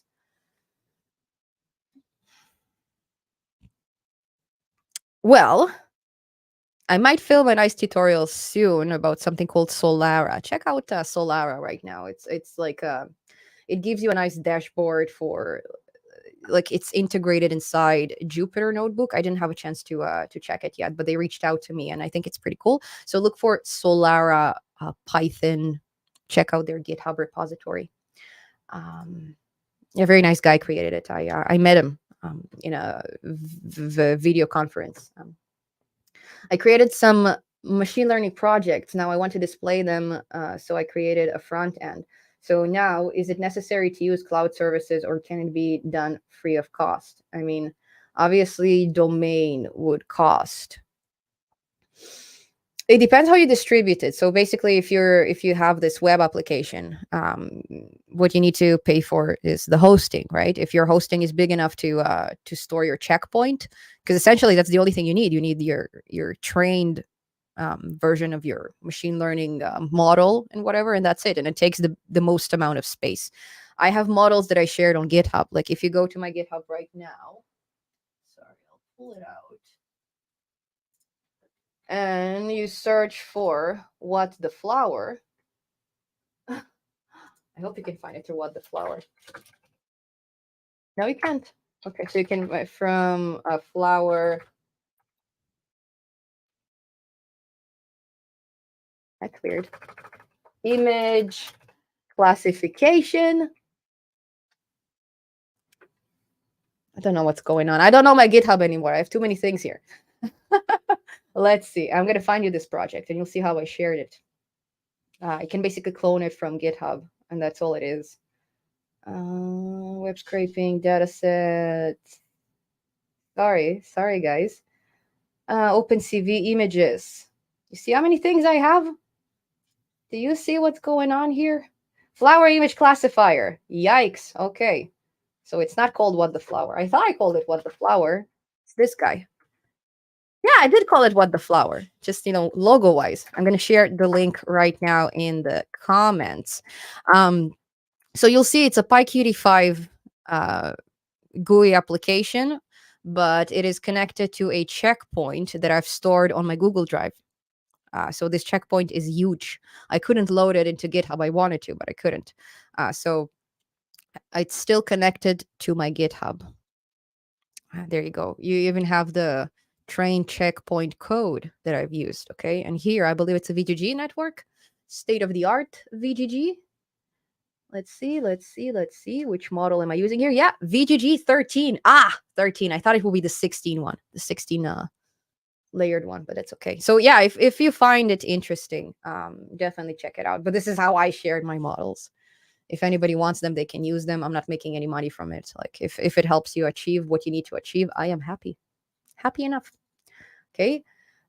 Check out Streamlit. There you go. You have some very nice recommendations. I did get some requests for Streamlit to cover Streamlit, but I haven't done it yet. Cool. So definitely refer to each other's advices in the comments. It's a great way to connect with some, to do some networking. Some incredible, talented developers from around the world. Hello from Mexico. I've learned a lot from you and about Python. Thank you. Yeah, thank you so much. Muchas gracias. I would love to visit Mexico soon, one day. We have Kiwi MD in the audience. Woohoo! Okay, all your Kiwi questions. We have an expert. By the way, yesterday Kiwi MD was streaming for like 5.5 hours. Okay, I missed this stream because I thought it's 8 a.m. Moscow time, but it was 8 p.m. Moscow time. So I kind of missed it. But yeah, 5.5 hours of showing you how the new version of Kiwi is going to look like. So if you have the patience, check them out on YouTube, definitely. And there's a cat hair here. Yeah, if you have any questions, use the opportunity, because I know a lot of you wanted to ask about some things regarding Kiwi. You've been asking me to make like new tutorials and stuff like that, and I probably will. Kiwi MD in particular, it's like Kiwi, but much nicer. You know? It has rounded corners, buttons, and all those very nice elements that Kiwi didn't spend enough time in developing, and it takes a lot of work to develop them yourself. So KiwiMD took care of it for you.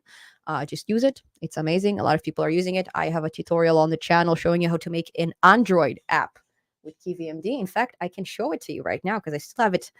I have it installed on my phone all these years. It's here. There you go. Number base converter. If you can see it, that's my Kiwi app. Okay. And it's on my phone. Yay. Kiwi MD app. Sorry. I keep getting confused because it's so similar, but it's different. Cool. So, what else do we have here? New comments. How do I make my smart comments displayed on the screen? I don't know. I didn't understand. Sorry. Do you know how to cook? And which is your favorite dish? I love cooking. It's one of my favorite things to do. My favorite dish. I like everything that is like long cooking stews. I cannot tell you that I particularly follow a recipe and stuff. But once you're kind of comfortable with cooking, you just kind of mix and match. You look what you have in your fridge and you kind of just do it, you know. I really like my favorite dishes, I would say probably pies. I'm really good when it comes to pies. I make my own dough, I make my own filling. I'm really, really good with, the North American stuff. Back home, I visited not too long ago. I was collecting some recipes, some Georgian recipes, khachapuri and stuff like that. So I have nice recipes to experiment with. I usually use, in terms of spices, I don't use too many spices. I use some Moroccan spices, some Persian spices, saffron and stuff. Georgian spices, mostly Georgian spices. Suneli, things like that. But I really enjoy cooking. I am a Mediterranean gal. So where I come from, that's the role of the woman in the family. I like this. I really like this structure of family. Do you recommend to study math for data science first or learn the necessary on the fly? So I like learning everything on the fly. I learn from example. So whenever you learn a new command in data science that you usually type the name and that it does some magic, every time you reach this stage, I would probably learn the mathematical equivalent of this command, because we're back to the same point of being a parrot versus understanding something. So like memorizing or understanding is not the same thing. You need to understand the algorithms you're dealing with, because not every solution you'll have is a copy paste of a solution from somebody else. Some solutions you'll have to figure out yourself. Okay. And you need to know how things work in order to solve them. Okay. So it's very, very necessary. You cannot do a lot of statistics, analytics, data science without a knowledge of math. So math, you can learn it to a certain degree, and then it becomes, it gets more letters than numbers, and it becomes like very, very challenging. So if you can find a source that will teach you this math, not only based on dry formulas, but based on actual examples and visualizations, that would be a very good source. I'm yet to find a source like that. I have a few videos on the channel about that, but it's not enough. Like you'll need external sources to do that. Yoga tutorial, hopefully one day. Hopefully when I'm back to my good vibes. For sure. Hi, what is your 5-year plan when it comes to career in programming? I don't even have a 5 weeks plan when it comes to my career in programming. That's a very, very interesting question to ask. See, with the community we have here on Python Simplified, it's like hundreds of thousands of lovely people that I communicate with, and it's like it's really growing rapidly, and I love it. But when I do it, I'm so lonely. I am alone here the whole day, and even though I talk to you guys through the comments, I don't see any faces, I don't see any mouths moving, I don't hear any phrases, I don't have any colleagues for a very long time, and my working from home routine is really like taking a toll on me. So I'm hoping that sometimes in the future, it doesn't mean that I'm going to shut down Python Simplified. Of course, I'm going to still keep doing that. But sometimes in the future, I will probably look to work somewhere, like physically be part of a team, maybe some startup, maybe developing some game. That's something I'll definitely be interested at. But after I'm done with school, because right now I have school, I have the channel, I don't have enough time to start, you know, uh, doing something else. But when I'm done with school, which is the next semester, and the next semester is my last one, um, then I'll definitely start looking into it, because I do want a team. I want colleagues, at least for a little bit. I can't be alone at home so long. It's terrible. What is the difference between Kiwi and KiwiMD? So yeah, we kind of answered it. Kiwi is Kiwi. It's we probably know it. It's like a GUI application. It's a GUI framework that we can use for mobile and for desktop applications. I heard you can do some web applications with it as well, but I need to test it. I'm not sure if it's correct. Um, Kiwi MD is basically taking Kiwi and turning it into this beautiful, lovely interface. And the beauty of Kiwi MD is if you go to their documentation, you can actually see GIFs of all the buttons, like animations, and the things that Kiwi expects you to kind of investigate with code. Kiwi MD is like showing you physically like how it's going to look like. So it's also very important. And because I'm so much into documentation, I appreciate it. I don't really, I do use Stack Overflow. I do use tutorials once in a while, but my go-to is documentation. It's just, it's my favorite part, and they get it really right. They get it right. Do you speak any other languages? Wait, we went over it. Check out the beginning of the stream. KVMD is for qualified medical doctors. I know I can count on Tubbs for coming up with the best jokes. So you're Georgian or Russian? My dad is from Georgia. My mom is from Ukraine. So I'm from Ukraine, but I speak Russian, because let's not get into it. But there's a lot of Ukrainians speak Russian. Okay. But I'm Georgian. My last name is Georgian because my dad is Georgian, but only a quarter of my family is from Georgia. The rest of my roots are, I would say, Ukrainian, Ukrainian, but I'm also Jewish, so Ukrainian. That's how I call it. What is your favorite operation system for desktop, laptop? Desktop, I use Windows, as you can see. Laptop, Kali Linux, by far better than everything else. I really liked CentOS 8, but CentOS 8 is dead, unfortunately. So I'm with Kali now, and I really enjoy the fact that you can use your terminal for pretty much everything. I really like the Linux type of thing. I don't like the fact that you cannot use programs like Adobe Illustrator on Linux, but whatever. I'm willing to live with it. KiwiMD. There you go. This is the perfect definition of KiwiMD because KiwiMD is giving it to you. Okay, don't take it with a grain of salt. This is the actual definition. Okay, everything I say, it's based on my experience. Here's professionals. KiwiMD is just an additional library for the Kiwi framework, which implements widgets in the style of material design. Ha! There you go. Here's your full definition, folks. There you go. We got it. Thank you so much for sharing. A basic stat for data science is a must, or else there'll be some struggle. Yeah. 100%. So Tom is basically saying what I said earlier. Like, if you know how to write commands, if you know the names of algorithms, but you don't know what they do, what's the point? You got to learn what's behind the algorithm, not just, what it does. Like, every step of the way, we need to understand it. Learning on the fly, I found, is much more efficient that you'd realize than going to bottom up approach, which can be pretty inefficient at times. Need to know basis is effective. Exactly. So I do agree. So for example, something from my personal life, I have an entire course on Unity. Okay, it's an incredible program. You can make games with it. You can design like 3D stuff with it. It's really, really cool.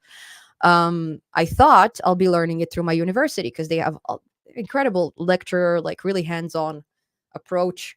But then I watched a 40-minute video about menus, user interface menus, and in no point in this video, any of the questions that I had was actually answered.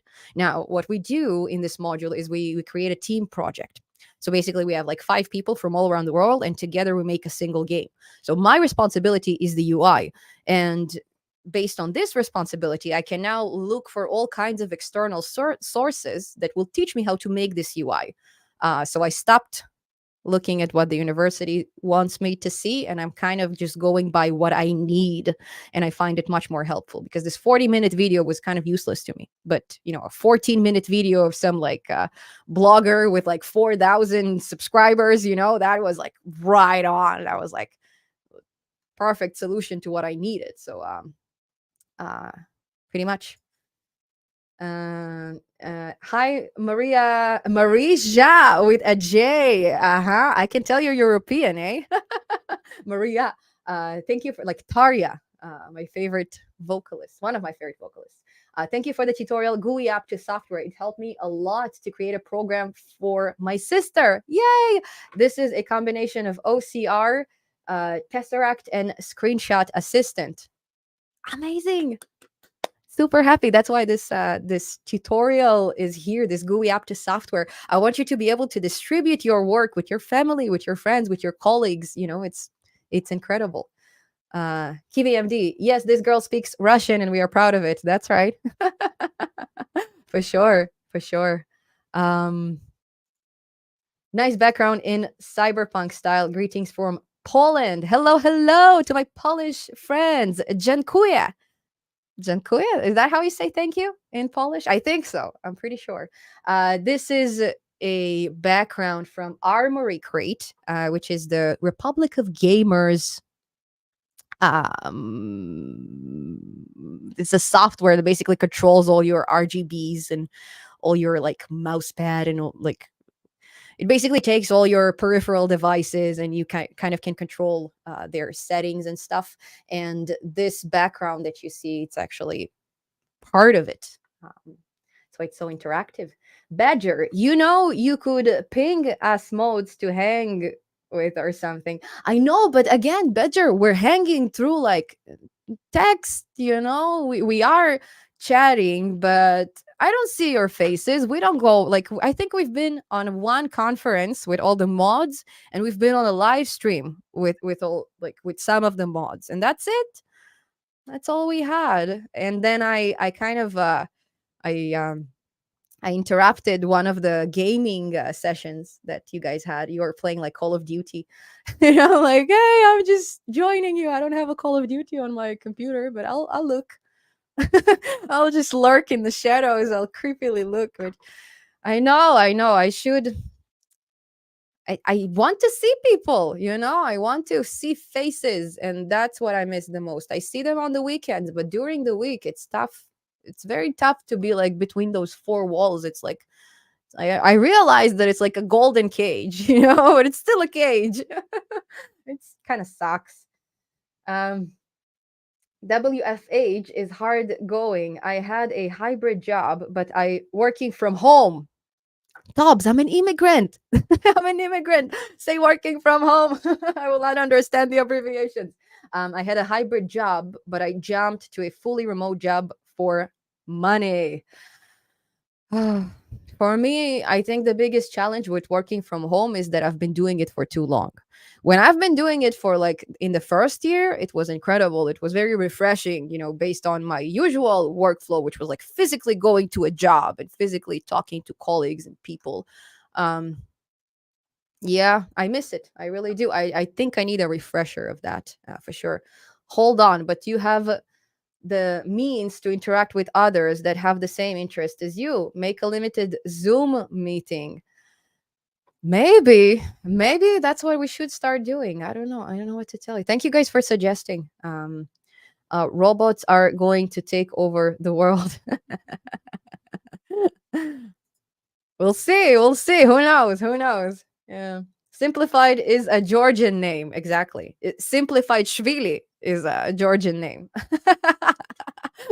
All the Georgian last names, they end with Shvili or Uli, or there's kinds of endings, but Shvili is son in Georgian. So if there are any Georgians in the crowd, if you want to know my real last name, it means a black sun. Okay, so if you can translate it from Georgian, you will know my last name. It's 13 letters long. Yikes. How did Russians become top coders, hackers? Was it because of geopolitics, or it's natural for Russians to learn uh like maths? From what I know from my parents, like I haven't really learned there. My parents learned in the Soviet Union. Their standards for math were really, really high. I had a friend that she was not required to learn it at school, but her dad was very strict and he was kind of teaching her university stuff when she was in high school. I looked at some of these notebooks and it was intense. So, there's just a lot of folks there, and I don't know. I'm not really sure. I haven't been in the region for many, many years. Who knows? But generally, I find that, folks who are very math oriented will, have an easier time when it comes to programming. It's all about logics, right? It's not even about math. It's more about the logic behind things, problem solving skills. And I don't know, not exactly sure. If I grew up there, I could tell you. But I grew up in the Middle East. I grew up in a completely different place. So my experience with that region is basically ends when I'm 6. I can tell you things that my family tells me, but I didn't like check them. So it's different stuff. Yeah. And geopolitical things, we better not to talk about them on YouTube. Better not. I'll get in trouble. I was trying Nix OS. Not bad, but quite the learning curve. Nix OS, is that like a Linux type of thing? Because anything Linux is a bit of a learning curve, I would say. Um, what to do after my first job in cybersecurity? Well, how about the second one? Move on to the second one. The beauty with cybersecurity is that it keeps developing. You solved one thing, but it doesn't mean that everything else, will be solved. You just need to proactively keep checking it. So that's why I like this a lot. From the horse's mouth. Mm. Do you hacking stuff? Of course not. How dare you? um, because hacking is illegal, people will never admit it, even if they do it. But I don't do it for sure. Trust me. I did it not on purpose. Okay, I did it accidentally. Okay, I did it once accidentally, and I deeply regret it. My apologies. Weather Canada, I didn't mean it. Okay, I didn't think it's gonna work. Sorry. Favorite place near or around Burnaby, like Capilano Bridge Park or similar. Oh, we have Burnaby folks here. Well, I generally go to Port Moody. Port Moody is my absolute favorite. I used to live there for a while, but now we live like in the SFU area, which is even better. Like it's really, really cool. So we usually go to Burnaby, the usual place where we hang out. We take our paddle boats or our like inflatable boats and whatever it is that we want to do that day. And we go to Sassmet Lake, White Pine Beach. You may know it. Another beautiful place is Bunsen Lake, but Bunsen Lake is not exactly, it's controlled by BC Hydro. So they will bug you like to always have like inflatable vests on you, and it's like it's not a like they get to decide what you should do and how you should be and stuff like that, and I don't like it. I like being in places like White Pine Beach when you can do whatever you want. But yeah, there's everything around me is just paradise. Everywhere you go, it's just amazing. People who come here on vacation, they can't believe, because we tell them it's beautiful, it's beautiful, it's beautiful. We try to tell them for tens of years that it's the most amazing place on earth. We try to send them pictures, but nothing that you see here is anything like you see in the pictures. That's fact. Fact, folks. Um, but yeah, Capilano Bridge Park is also pretty nice. Everything around, Maple Ridge, the Mission area is amazing. I also recommend going to Squamish. Squamish is a great place to do some off-roading, to do some camping. No matter where you look in my region, it's beautiful. It's truly incredible. There's a reason why we call it beautiful British Columbia. It's not because we're just, we're not lying. We really mean it. I'm from Turkey, and after I studied Python for only 1 month, I created an app called Football Predictor that calculated goal per match. Data is taken by Scrappy from a sports site as well. Amazing. Incredible. So yeah, those type of projects that you build for yourself is the best way to learn. I find, at least. I learned so much more from Python Simplified than I learned from university, even though there are some incredible jams that I learned there and I'm able to kind of implement it on my channel. But majority of what I learn is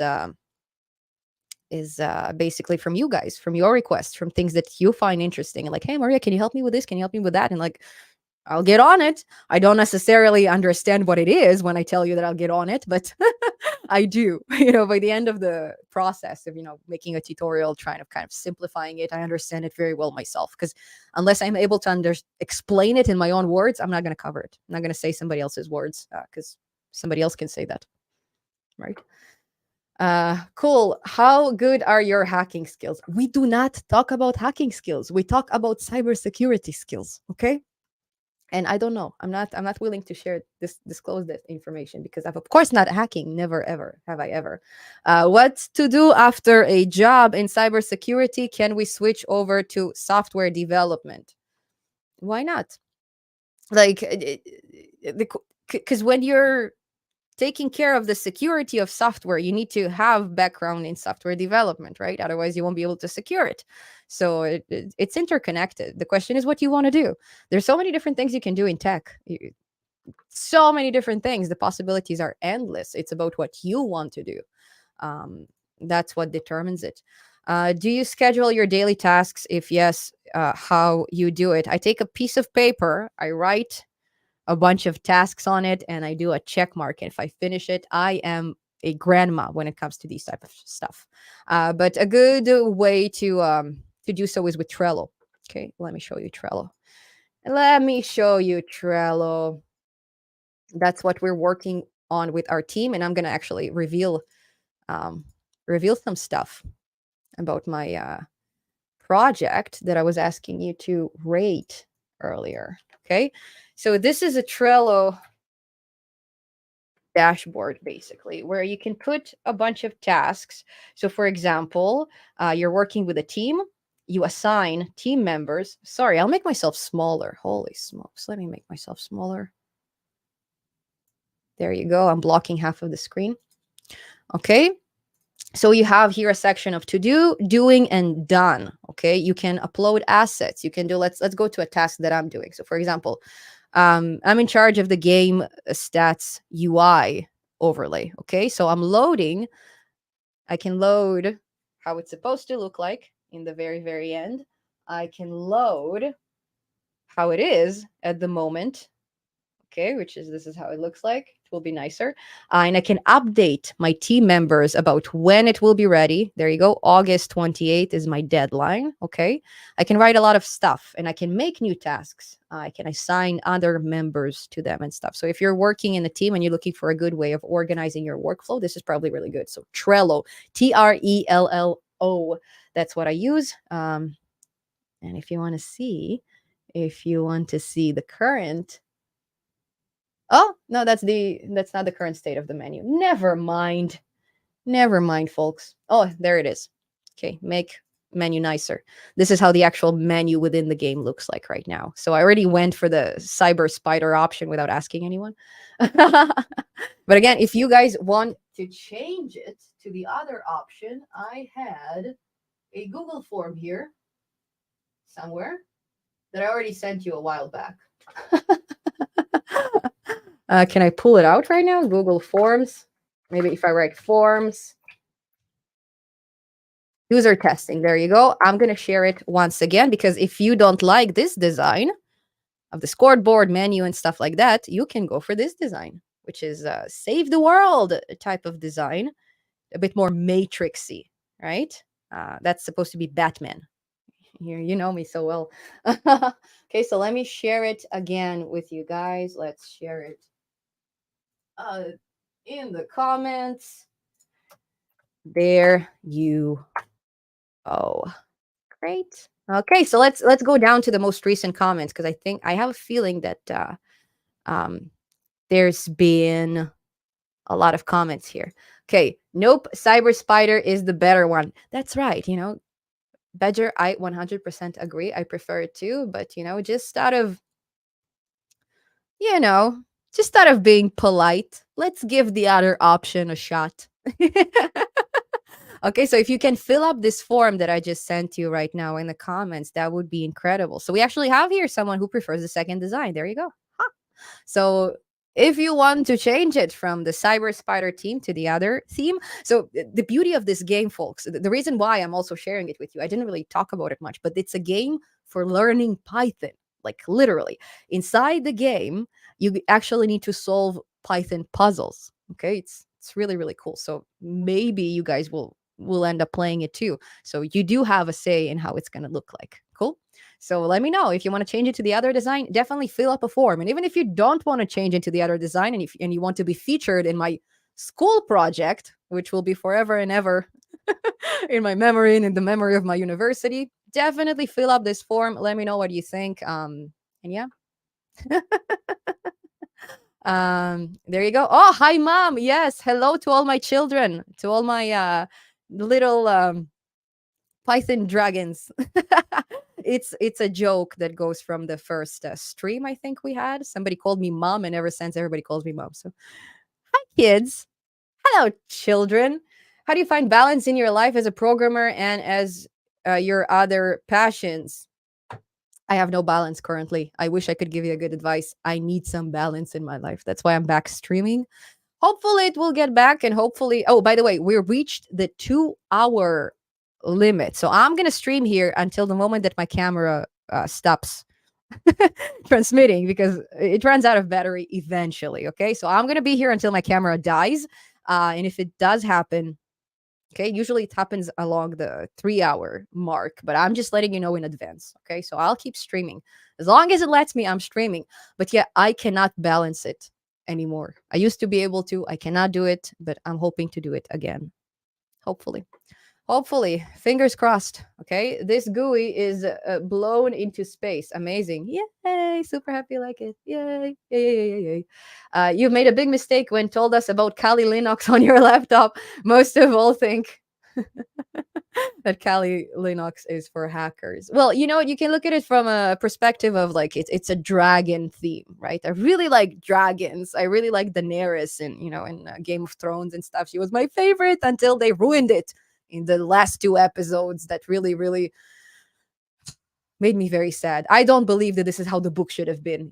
I don't believe that this is how it really happened. It's fake news, folks. It's fake news.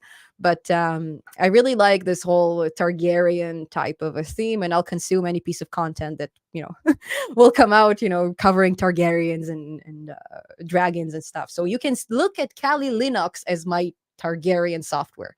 Fun fact: my laptop is called Dracarys. Okay, so I just like dragons. It's not about cybersecurity. It's not about hacking. It's about dragons, folks. Yeah, it's a mistake to rationally talk about geopolitics. Yeah, right.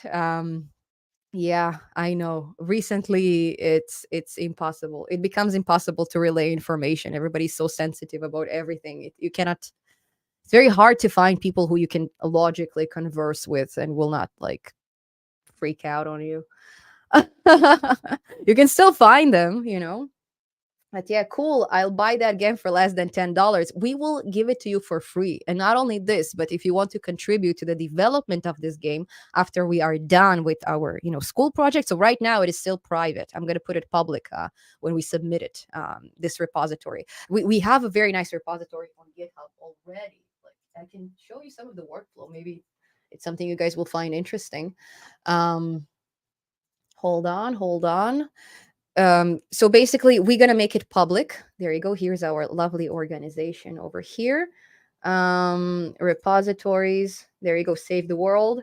So we have some really, really nice progress here. We have a lot of commits, some incredible stuff. Right.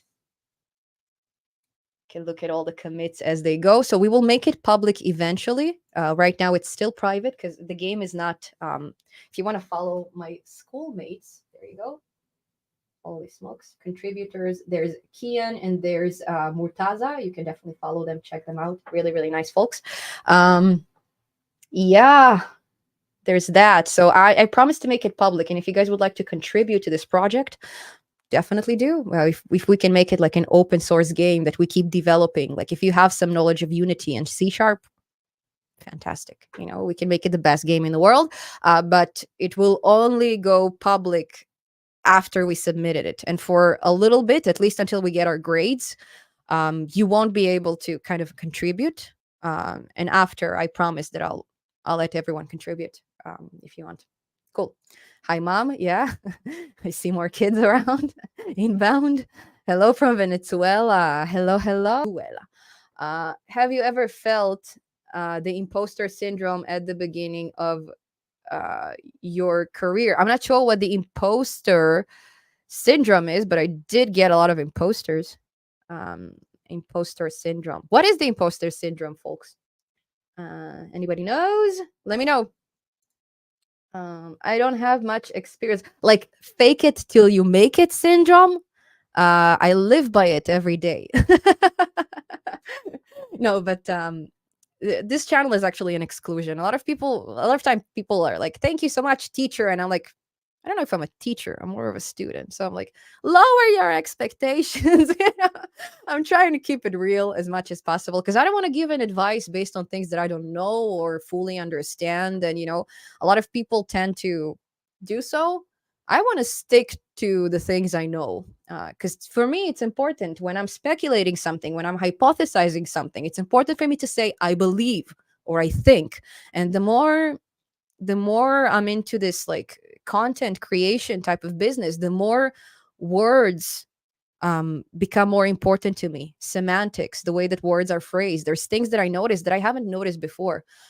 So words have a lot of impact. I don't think we realize how much impact they have. And you can say the same thing in two different ways. You can convey the same message using two different sentences, and the message will not be the same. Okay, sorry. I'm confused. I cannot blame my neighbors anymore, but it's hard to phrase my thoughts sometimes. Uh, because words are so important. I want to speak accurately, but stuff. I don't have much experience, just retaining course that was paid for by a local ministry. But when I watch your videos, I realize that I don't understand anything. That's not the purpose of my videos. They're supposed to do the other way around. So when it comes to anything in life, doesn't matter what you want to be good at. For example, we take programming, right? But we can talk about martial arts. We can talk about like cooking, whatever it is. It takes time to become good at it. If you're only starting, don't expect to know everything in a heartbeat. Because even if you learn nonstop, you have no idea the type of gaps that you are yet to fill. You don't know what you don't know. You only know what you know, and that's tough. So like if you're just beginning a journey, don't worry if you don't understand the top of the line stuff. Start with the basics, and instead of focusing on like you know what other people where other people are, like where I am in terms of, like, you look at the things that I cover, the things I'm talking about, and you think I'm like super smart, right? You think like I have some kind of a secret knowledge. No, I've been doing this for a very long time. If you asked me the same thing 2 years ago, I wouldn't know what it is. It's conclusions that I come to with time and with practice and with experience. So you focus on being better than what you were last week. That, I think, that's the best advice for life. Okay, don't focus on being as good as someone who's been doing this for a while. Be focused on doing it better than you've done it before. Okay, so every time do it a little bit better. And as long as you are in an improvement, as long as you see an improvement, you're good. Okay, once you start declining, okay, then you got to change something. But as long as you improve, keep doing what you're doing. You'll reach there eventually. You'll get there. It's about understanding, because it doesn't matter how much I'll tell you something. Unless you truly understand it, you're just repeating my words and it doesn't count.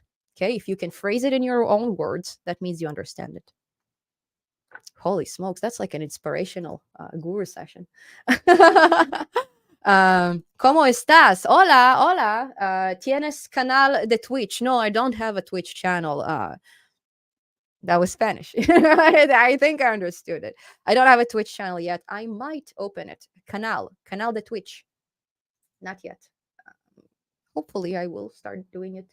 I don't know. Do you guys want to see like some Division 2 gaming, some, killing some uruks, in in Lord of the Rings stuff? If you do, please let me know in the comments.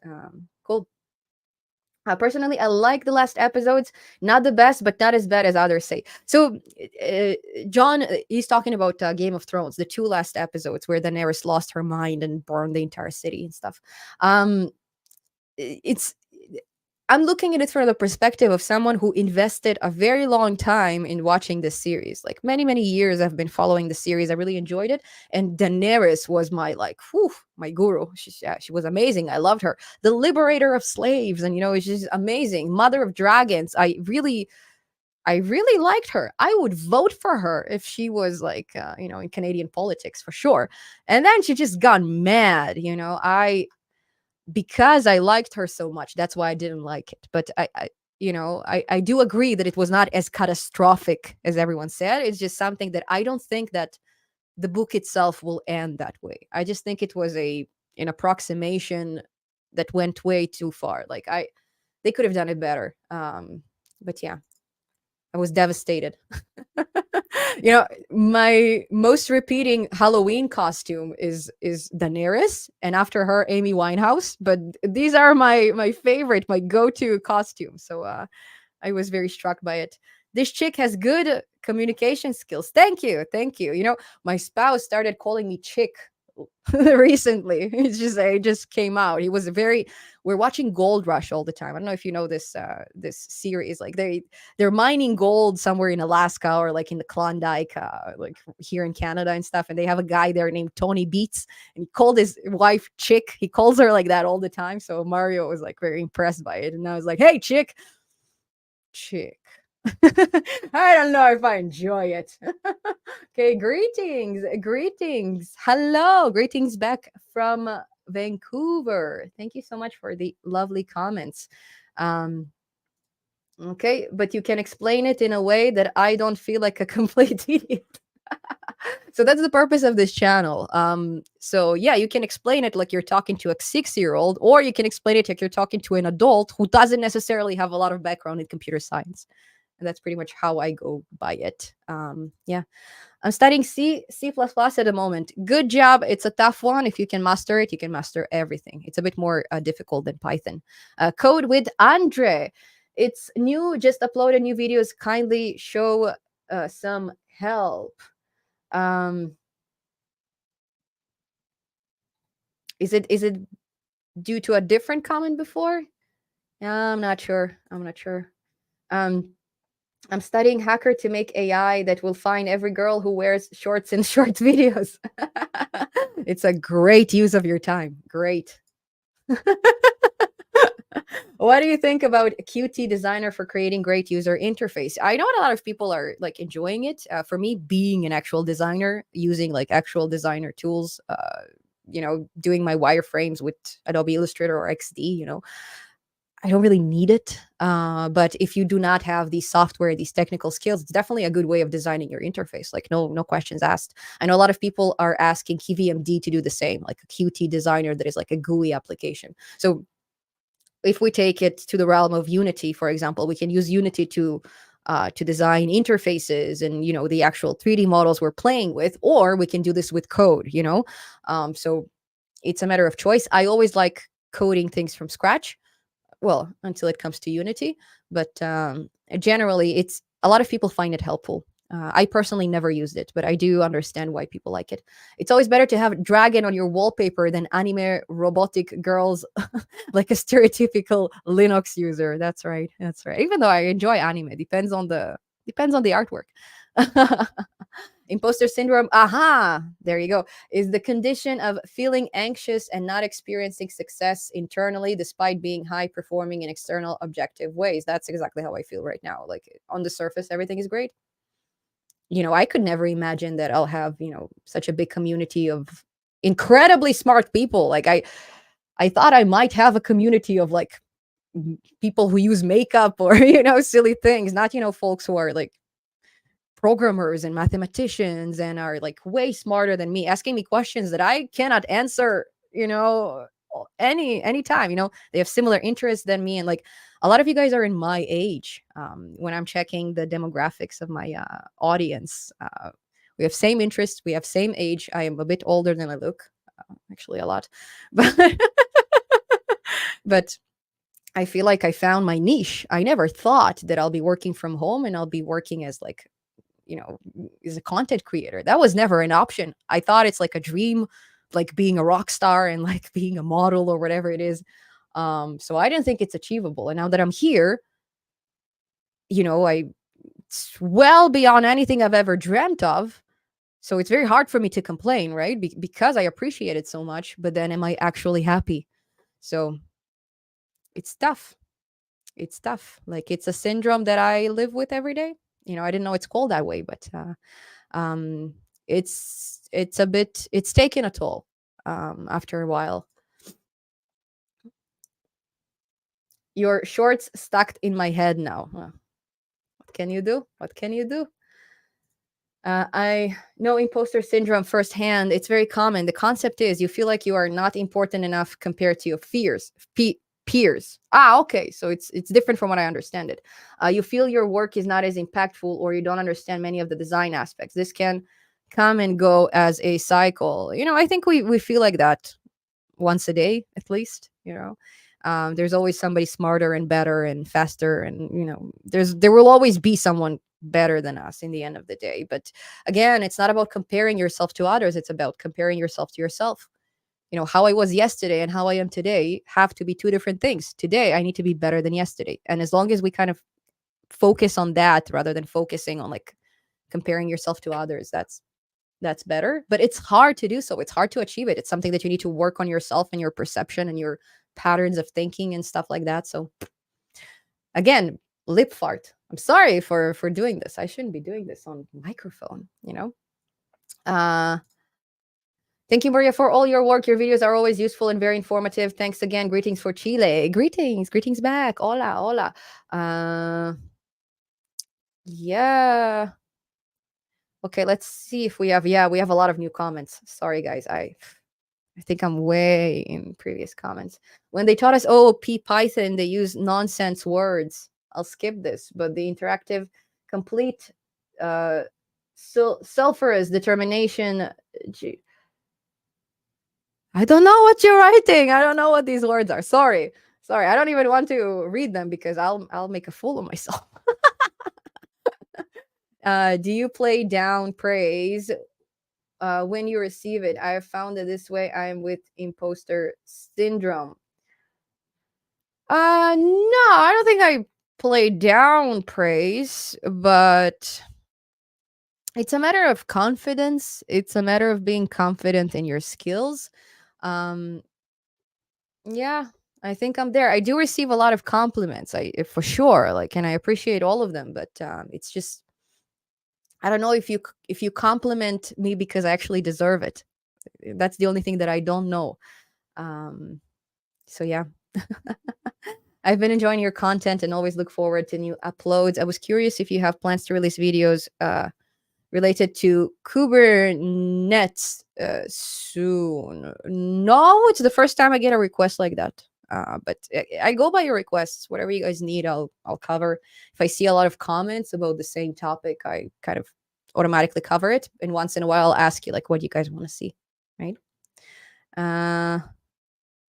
Okay, hello, folks. Hello for joining the stream. You don't need to have goosebumps. I'm here all the time. I'm just a regular person. I wish we could do like instead of live streams, we could do like meetups and stuff like that all around the world. That would be amazing. That's like my go-to, incredible future that I see. So what else do we have here? I saw your LinkedIn profile that you were registered at the CS University of London online course. Any thoughts about it? Do you find it worth it? Cheers. I covered it in the beginning of the stream. I had like a lot of bad things to say about it. So the only people that this may be suitable for is folks without a schedule with a very flexible without a very flexible schedule. So if you have a full-time job, if you have some prior commitments, that's a good way of, achieving a computer science degree, especially if you're learning in, online academies and stuff like that, if it's something that you have a habit of doing, why not do that and get like a computer science degree in the very, very end? But don't expect it to be like a regular university. It is not. You're not going to get the same support. Your grades will come to you years or, many, many months after they're no longer relevant. It's just, it's, it's frustrating sometimes. It's most of the times it's frustrating, and being ignored to by somebody who you pay so much money to is not fun. But they will ignore you, like customer service, student service. They don't care. They just don't. So if you are good at learning on your own, if you are good at investigating things on your own and you don't have the time, it's probably a good solution. Otherwise don't. Otherwise I don't recommend it. Here is my good vibe praise. Good programmers don't cry. They say hello world. Okay, nice, nice. My good vibe praise. Actually, I have a new motto and it's called let's go. You know? It's a very simple motto. 2 words, let's go. So it doesn't matter. Like you have all these syndromes and oh, I'm so sad. And like, no, let's go. You have something that failed, it didn't work. You're upset that a certain video didn't get too many views. Never mind. Let's go. Move on. In Hebrew we say yalla, chadash, chadash. Well, actually, is it Hebrew? Yalla is Arabic. But chadash, I think is Hebrew. We were sitting on the floor with a cell and said to each other, what is this guy talking about? Then I came across your video and it explained to me that it's a class and it consists of 2 things. Uh-huh. What does it consist of? You guys, leave me comments below. Leave me comments below because you know it. Okay, there's 2 things. It's a quiz. Okay, there's 2 things. One begins in A, one begins in M. Okay, there's spoiler alert, attributes and methods. Ha, cool. Oh, okay, that's the comment that I was struggling with. Struggling with. Yeah, there you go. Yeah. May I ask how old are you? You can ask, but I never answer. I enjoy the benefit of the doubt, like a real lady. Uh, oh, I have super thanks. You guys, I didn't even see it. Thank you so much, David. Thank you so much, Jess. Holy smokes, you guys. I didn't even see it. I only now noticed it. So sorry, you guys. Thank you. Thank you, David. Thank you, Jess. Thank you, Tobbs. Thank you, Tobbs. You guys are amazing. Yeah, let me read the comments. Thanks for helping my Python. My professor refers us to your videos as required viewing. That's great. That's awesome. Like, I actually, a friend of mine, when I went to visit my family not too long ago, um, about 2 months ago, I reconnected with some friends of mine that I wasn't in touch with because I don't have any like Facebook or like Instagram and stuff like that. But she tried to reach out to me and she couldn't. And then when I was in Israel, I reached out to her through the Facebook of my mom and we met. And she's like, Maria, I have to tell you something.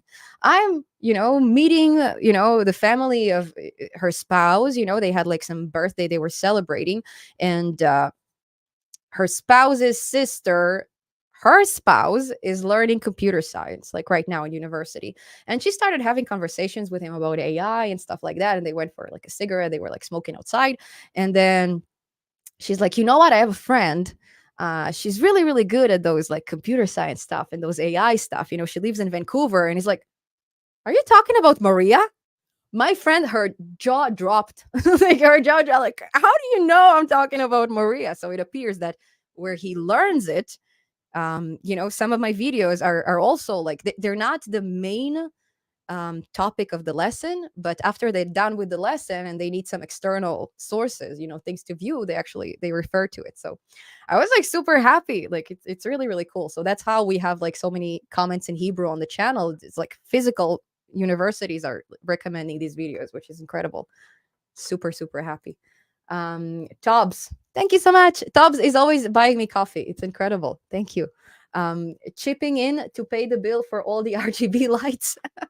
That's right. Electricity, oh, it's going mad. It's going mad. Let's see what else we have. I'm gonna scroll down to the very very bottom. Okay, dropping out. Have fun, you guys. Bye, Tom. It was great seeing you. Now you're on YouTube. You were on your LinkedIn before. Okay, great. LinkedIn.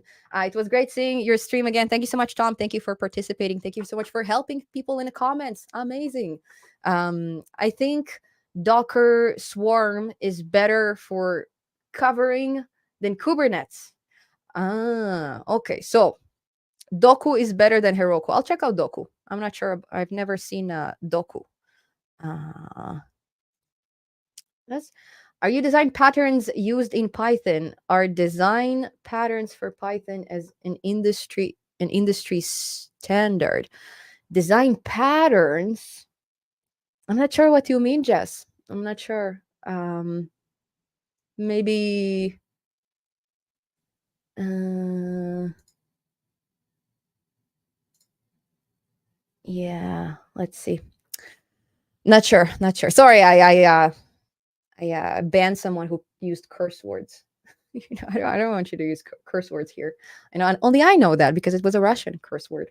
Um, where were we? Spanish, Hebrew. I don't speak Spanish. Carlos, I don't speak. I pretend like I speak Spanish. Pretend very well. Soy el fuego que arde tu piel. Sorry, I shouldn't be doing that. That was a song. I'll get banned from YouTube. Any other languages coming up? So my background with knowing those languages, actually lived in those places around the earth. I've lived in many places, many different continents, and that's the combination of my accent. That's why it's hard to spot it. French people think I'm French. Everyone thinks I from their region. Um, um, do you leverage ChatGPT in programming? No, and I actually have a vlog talking about it. Check it out. Check out what I think. I think we should all make our own AI. We shouldn't use some AI that everyone else is using and then be just like everyone else. I think it's important to be special. I think it's important to be unique. And if you're using the same tools that everyone else is using, how can you stand out? Like, what makes you special, right? So use your own AI, leverage your own AI skills. Don't use some ready pre-programmed software that is supposed to help like millions of others. Design something that helps you. Customize it for your needs. I think it's a bit better. uh can you bring a course of data science, data structures, and algorithms in Python, or can you refer any friendly courses for this?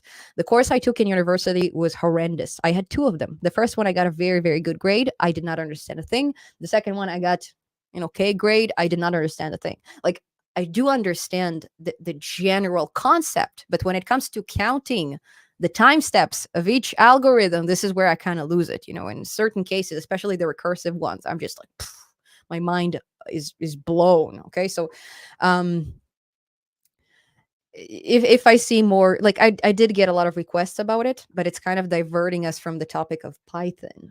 We can implement it with Python probably, but we'll need to learn these algorithm stuff. Are videos that are very intense on graphics. It will take a long time to cover it. So right now I'm trying to kind of focus on things that I can cover more rapidly than this. We'll see.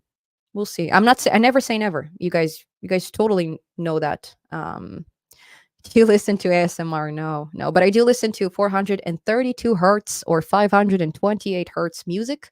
My guitar is tuned to 430 hertz. My brother is very upset at me because when I'm sending him, things I'm singing, and he tries to take his guitar and replicate it because he lives on the other side of the world. He's like always pissed, like, because it doesn't matter how much he tunes his guitar, he doesn't know that I tune it to a different frequency. So he's mad at me. And then when I'm back home and I'm taking my guitar, which he's using, I'm also tuning it to 432 hertz, and then he's stuck with it. So yeah, um, for sure. We've seen this one. Thank you for sharing your experience. Absolutely, Fabio. Absolutely. I'm gonna film like a nice video about it when I'm done, so they cannot fail me. But I do not have a lot of good thoughts about my university. Judging by all the email communications with them, it's just terrible. I want to see you play Counter Strike on Twitch. We'll see. We'll see. Suddenly, Python just became a for Apple, P for Python. It is Google's involvement. Is it AI, progress, or CPU, GPU? Mm, not sure. I'm not sure what you mean. So the reason why we are capable of achieving whatever we are capable of achieving with AI is two things. Okay, first of all, it's the processing power we have. So we have like very very powerful GPUs, and they grow faster and faster. They have a lot of cores, so we can run a lot of processes simultaneously. A lot of calculations can run at the same time. So we're kind of efficiently being able to calculate some of the things that happen inside the hidden layers of our models. Another beautiful thing that happened is we have a lot of data, and we can access it very rapidly with web scraping and stuff like that. We don't need to like physically go and take pictures of 1 million cats. We can just download them from Instagram, or like do some automatic code to do it for us. Um, or you can use like services like Noah was here from Bright Data. You can use like Bright Data stuff, download entire data sets that keep being updated. If you have the money, if you have the business capacity to do so. If you're doing this like for student projects and things like that, maybe you can web scrape your own data sets. It depends on what you're using, but we have a lot of data. There's lots and lots of data that we have accumulated for years. And in order to properly teach an artificial intelligence model, we need this data, because the more examples our artificial intelligence models is exposed to, that the bigger the chance that it will be able to recognize patterns within them. Okay. Yeah. There you go. Software architecture. Software. Somebody meant software architecture. Shoot, you guys. I'm not in the. Okay, I got you. Jess, I think Jess meant software architecture. Design patterns are used a lot in C# programming, and didn't find any Python design patterns references online. I'm not sure. I'm only getting into C# like this semester, and I'm doing this only for the stuff that I am doing. So I'm kind of going by what I need, and only this I learn. you know? But I'll look into it. I'm not sure what design patterns are. If I knew, I'd tell you if they exist in Python. Can I ask you how often you will have this meeting on YouTube? So I'm planning to do this weekly. I'm planning to do like a stream weekly, but I'll do this a bit more often when I have an exam season, which is yeah. So my next month is going to be like an exam season, pretty much. It's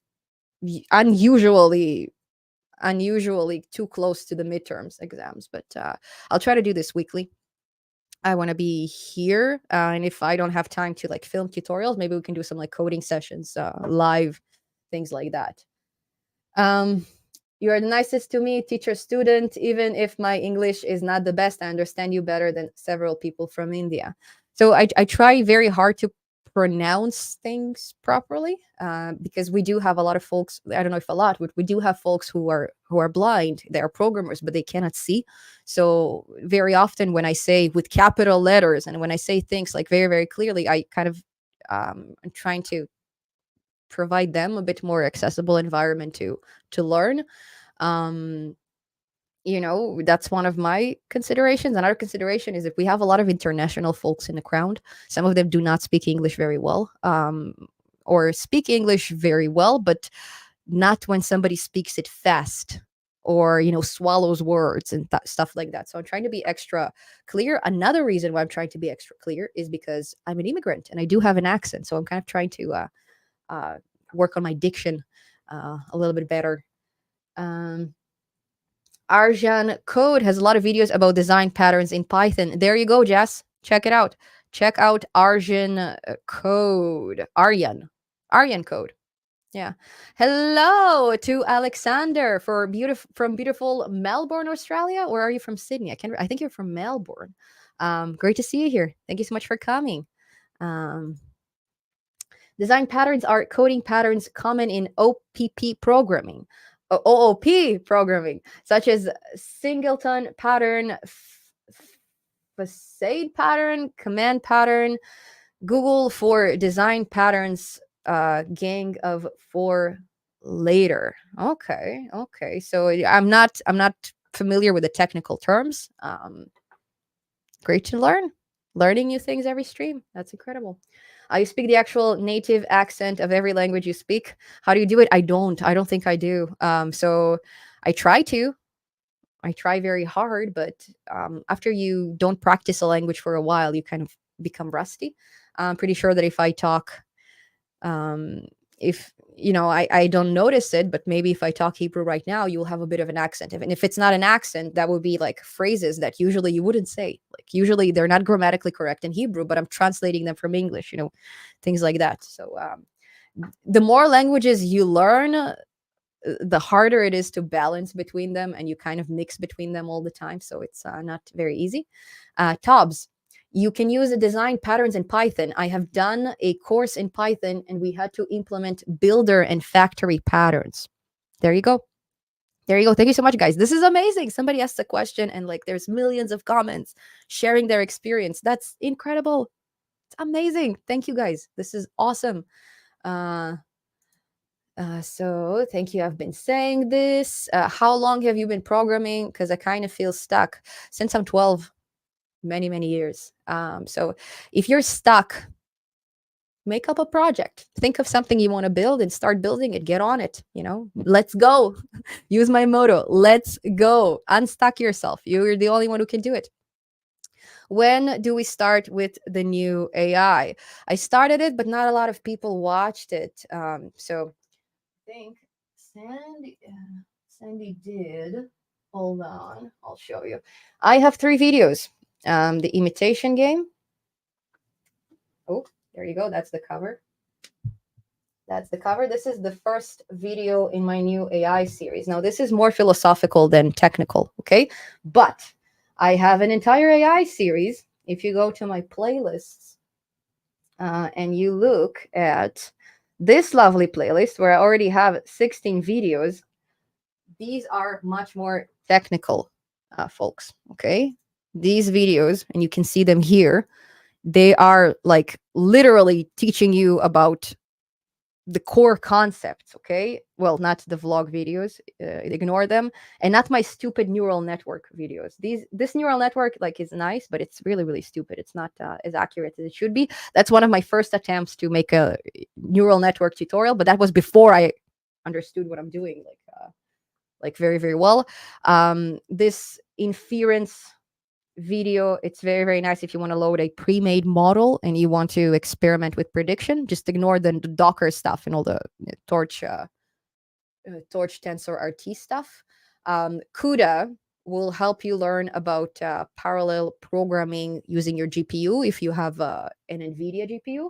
Train Basic Neural Network. It's a project that I recommend doing after you watched those 3 videos about perceptron, cross entropy, and gradient descent. Then you can apply everything you learned in this Train Basic Neural Network video, where we train a neural network with none of the traditional libraries, but with NumPy and Pandas. So we are basically going through all the math that is there. And if you'd like a nice introduction to neural network, I know I called it machine learning for beginners, but it's actually deep learning. It's not machine learning. Neural networks is because DL, nobody will understand what DL is.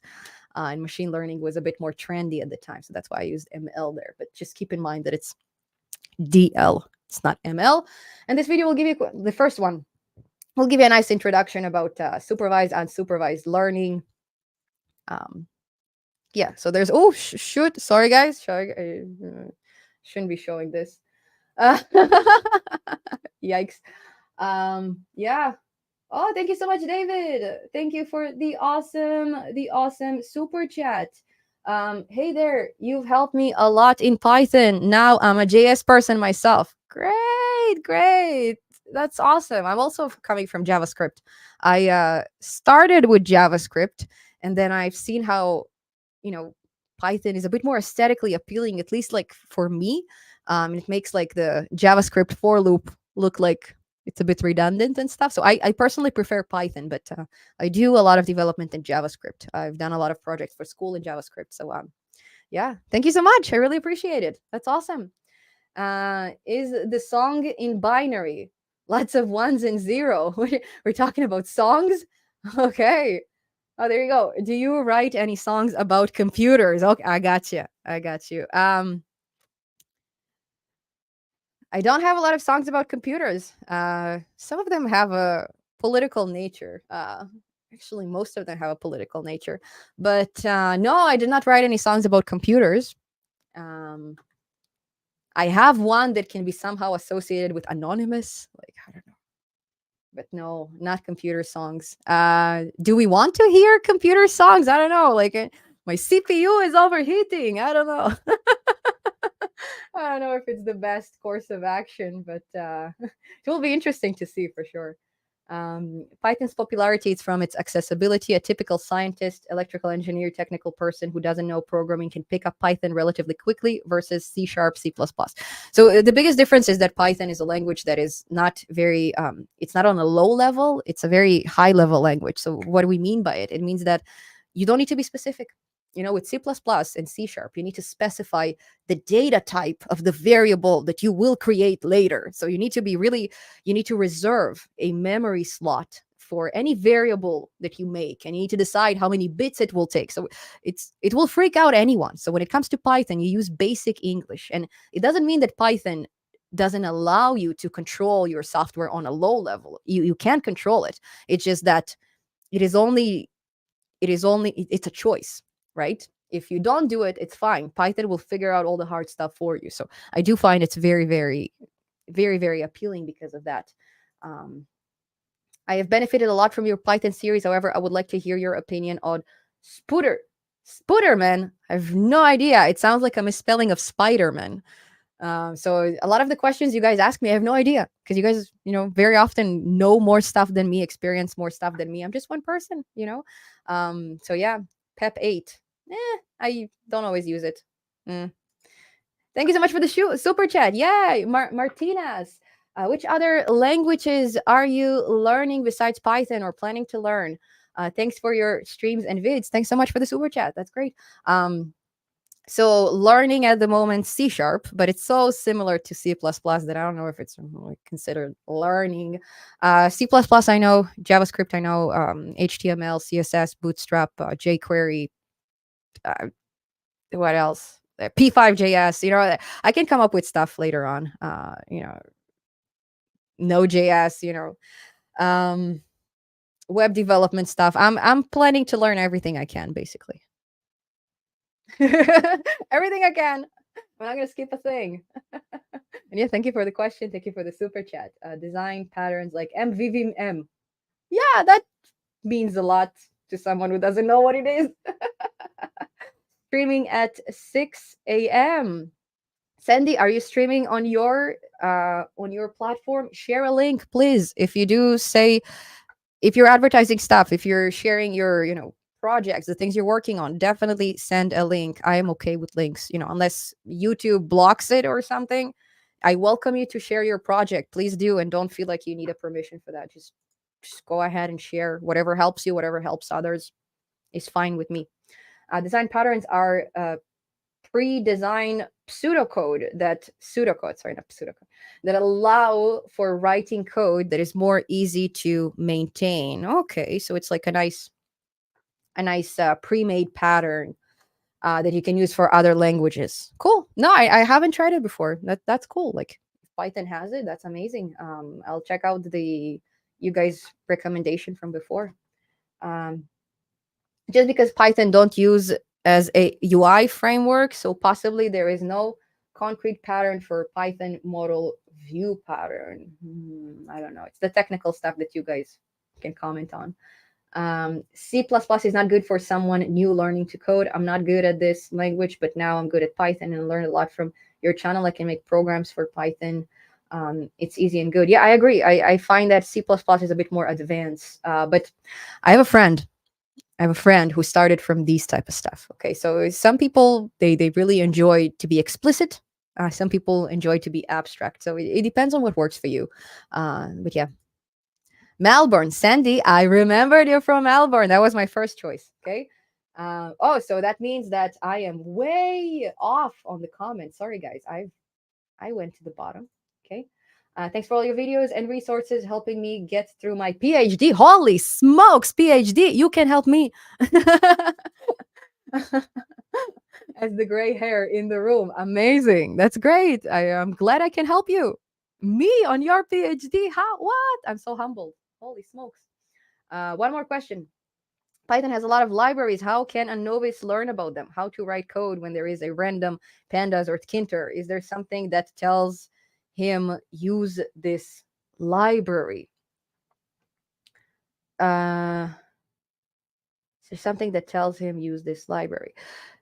So there's the traditional Python libraries that are the common stuff, the ones that you mentioned right over here, and there's things that new that come out every single day, new developers, new open source projects and stuff like that. So there's new things all the time. So in order to properly discover them, just kind of have your ears open. Check out Twitter once in a while. Twitter has a lot of information about like programming packages and things like that. Some folks are exclusively on Twitter, me not. I don't have much following there.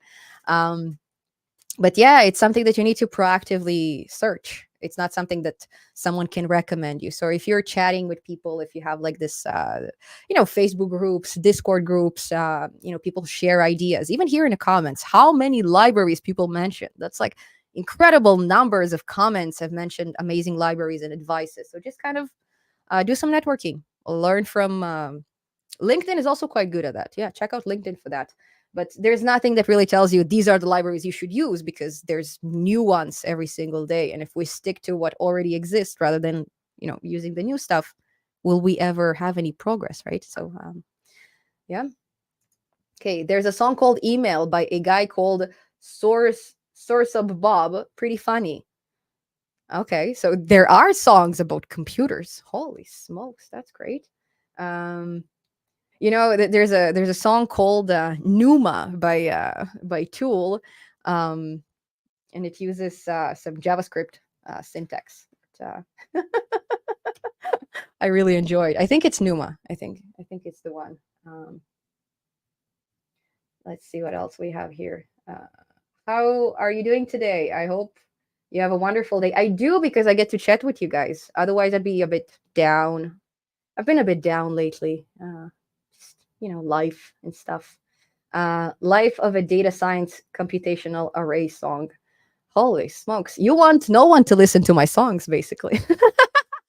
You want to make it exclusive to our community only, because nobody else will understand the thing.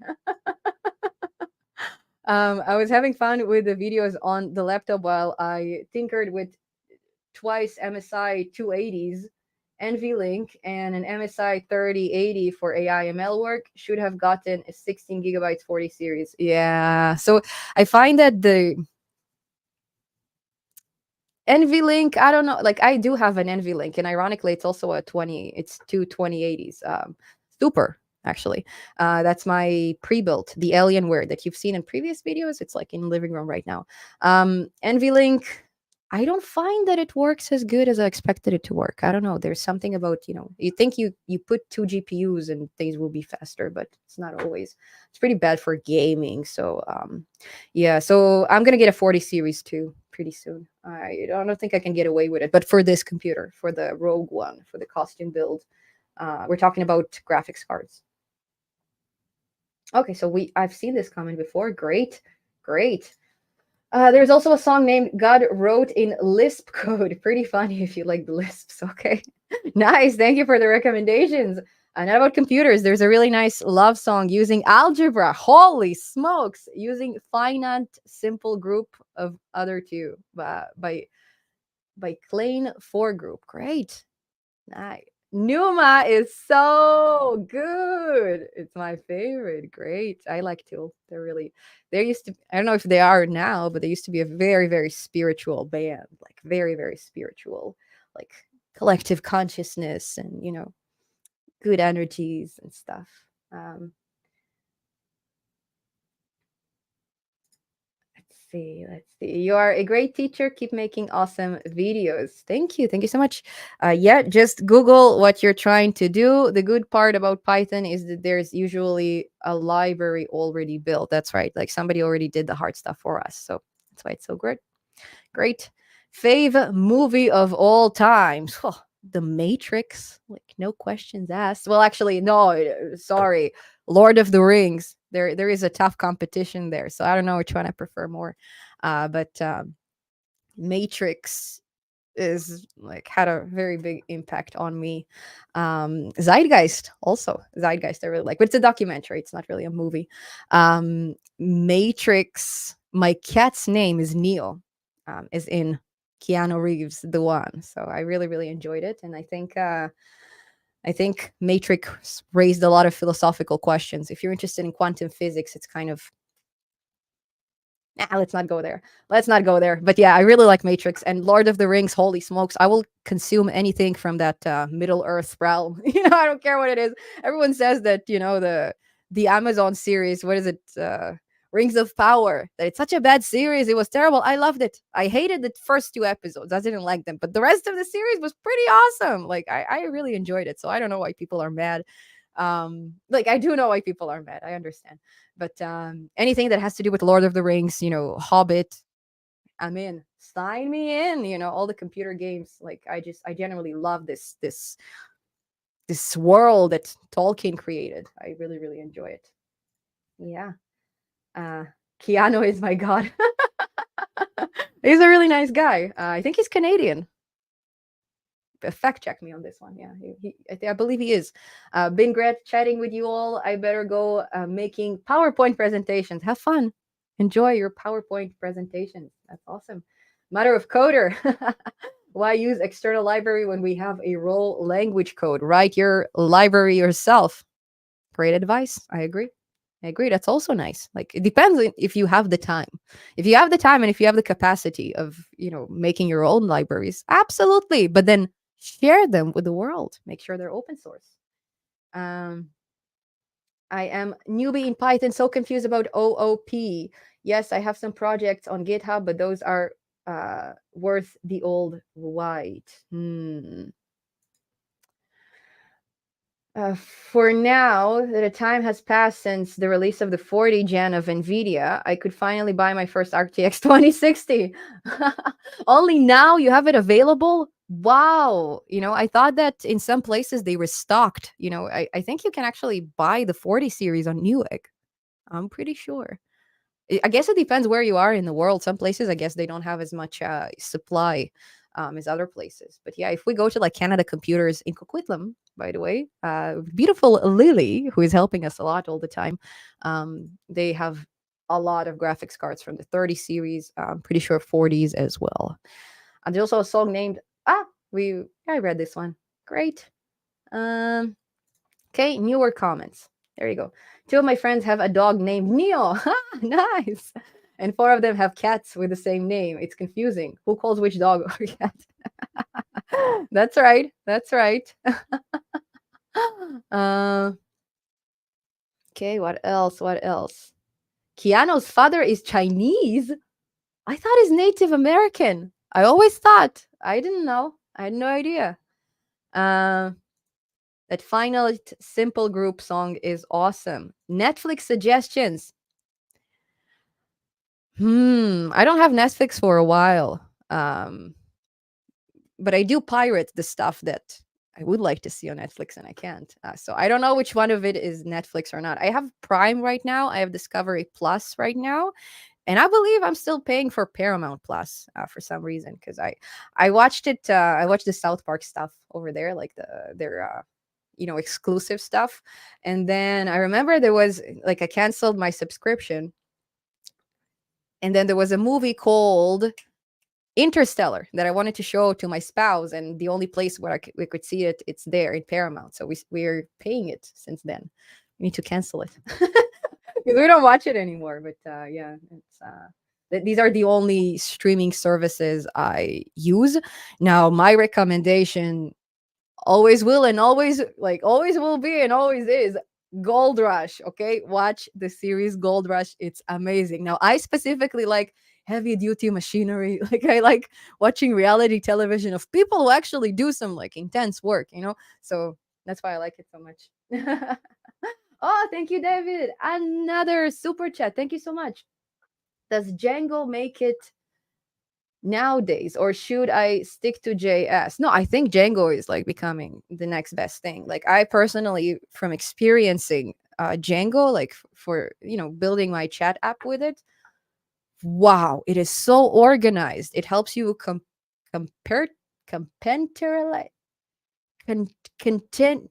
I don't know the word. It put things in compartments. Okay, compartmentalize. I hope. You can put things in a very organized way. And I personally really, really like it because I'm a very OCD type of a person. And if you hear some noise, it's actually coming from outdoors. It's not the neighbor, it's the cleaner. There's a vacuum outside of my door, so you might hear this voice now. But yeah, I was very impressed with Django. I don't know. Personally, I think that it's better than anything I've tried. In terms of a back end and a front end.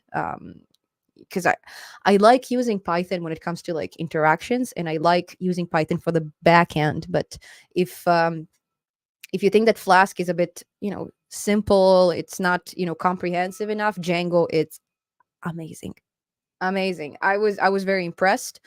Um, to tell you what exactly impressed me about it is something that I'll need to revisit my project again. But I remember my sensations during the project, and I was like, "Whoa, okay, I'm building my website with Django." It didn't happen. Still with Wix. I didn't have time. I have an AMD 6650 XT. Not sure how good it is, as I get some fan noise. Um, Fan noise on a graphics card itself, eh? Huh. Perhaps computers will always make fan noise. Probably AI will simulate fan noise one day. So, what happened to me with the Alienware is that actually I wanted to open a ticket and to repair it and stuff, send it to an RMA because I had like noises from a fan that really, really upset me. But because the RMA wanted to start did not go through, the company just bluntly ignored me, which is fine because it's like a refurbished company in Ontario. They refurbish computers and then they kind of sell it and then they're gone. They promise you warranty and they're gone. So what my spouse did is he opened the computer. You're not supposed to because it's like a pre-built. But he switched one of the fans, and it wasn't a fan from the graphics card. It was a fan that came with the computer. And by switching this fan, he fixed the issue. So if you hear fan noise, Tobbs, what are the chances that it's from your fans, like that are not connected to your GPU rather than the GPU fan? Because if it is, you can just like easily replace it, as far as I'm aware, unless it's a laptop and then you're screwed. So I don't know. I don't know. Interstellar is on Prime now. Oh, okay. So oh, come on, Maria. What podcast do you like to listen to? If you do, if I tell you, I'll be canceled. None of the podcasts that I listen to are on YouTube. They're all moved to Rumble because we're not allowed to talk on YouTube about anything. I can't tell you. I wish I could. Um, I feel ya. So Django is needed for front end developing. No, so Django is combining a Python backend with a either you can have a Python front end with Django. I believe you can use like PyScript or something like that. I think. Never tried it, but we're talking about the back end side of things, not the front end side of things. So Django gives you a way of having a Python backend similar to Flask, but Django is a bit more comprehensive than that. So it's like Node.js basically. So you can run Python in the back end, you can run Python in the front end, right? So Django basically allows you this functionality. Compartmentalize. Compartmentalize. Thank you so much. Thank you. That's what I meant. That's what I meant. Uh, any PHP wizards here? PHP. There's been a time where all the backends were in PHP. There has been a time. Uh, Yeah, we covered it. Roshdi, if you watch the beginning of the stream, you'll see I answered this question many, many times. Sorry. Yep, it's a case fan, but because the GFX card is working card and generating heat inside the case, working hard, generating heat inside the case. See if you can like get a more powerful fan Andrew Tate podcast. I have friends who watch it for sure. Like I don't know, is he still transmitting? Does he have a podcast? I thought he's like gone from all the social media stuff. I see him once in a while, but I don't like. That's not the type of podcast I refer to.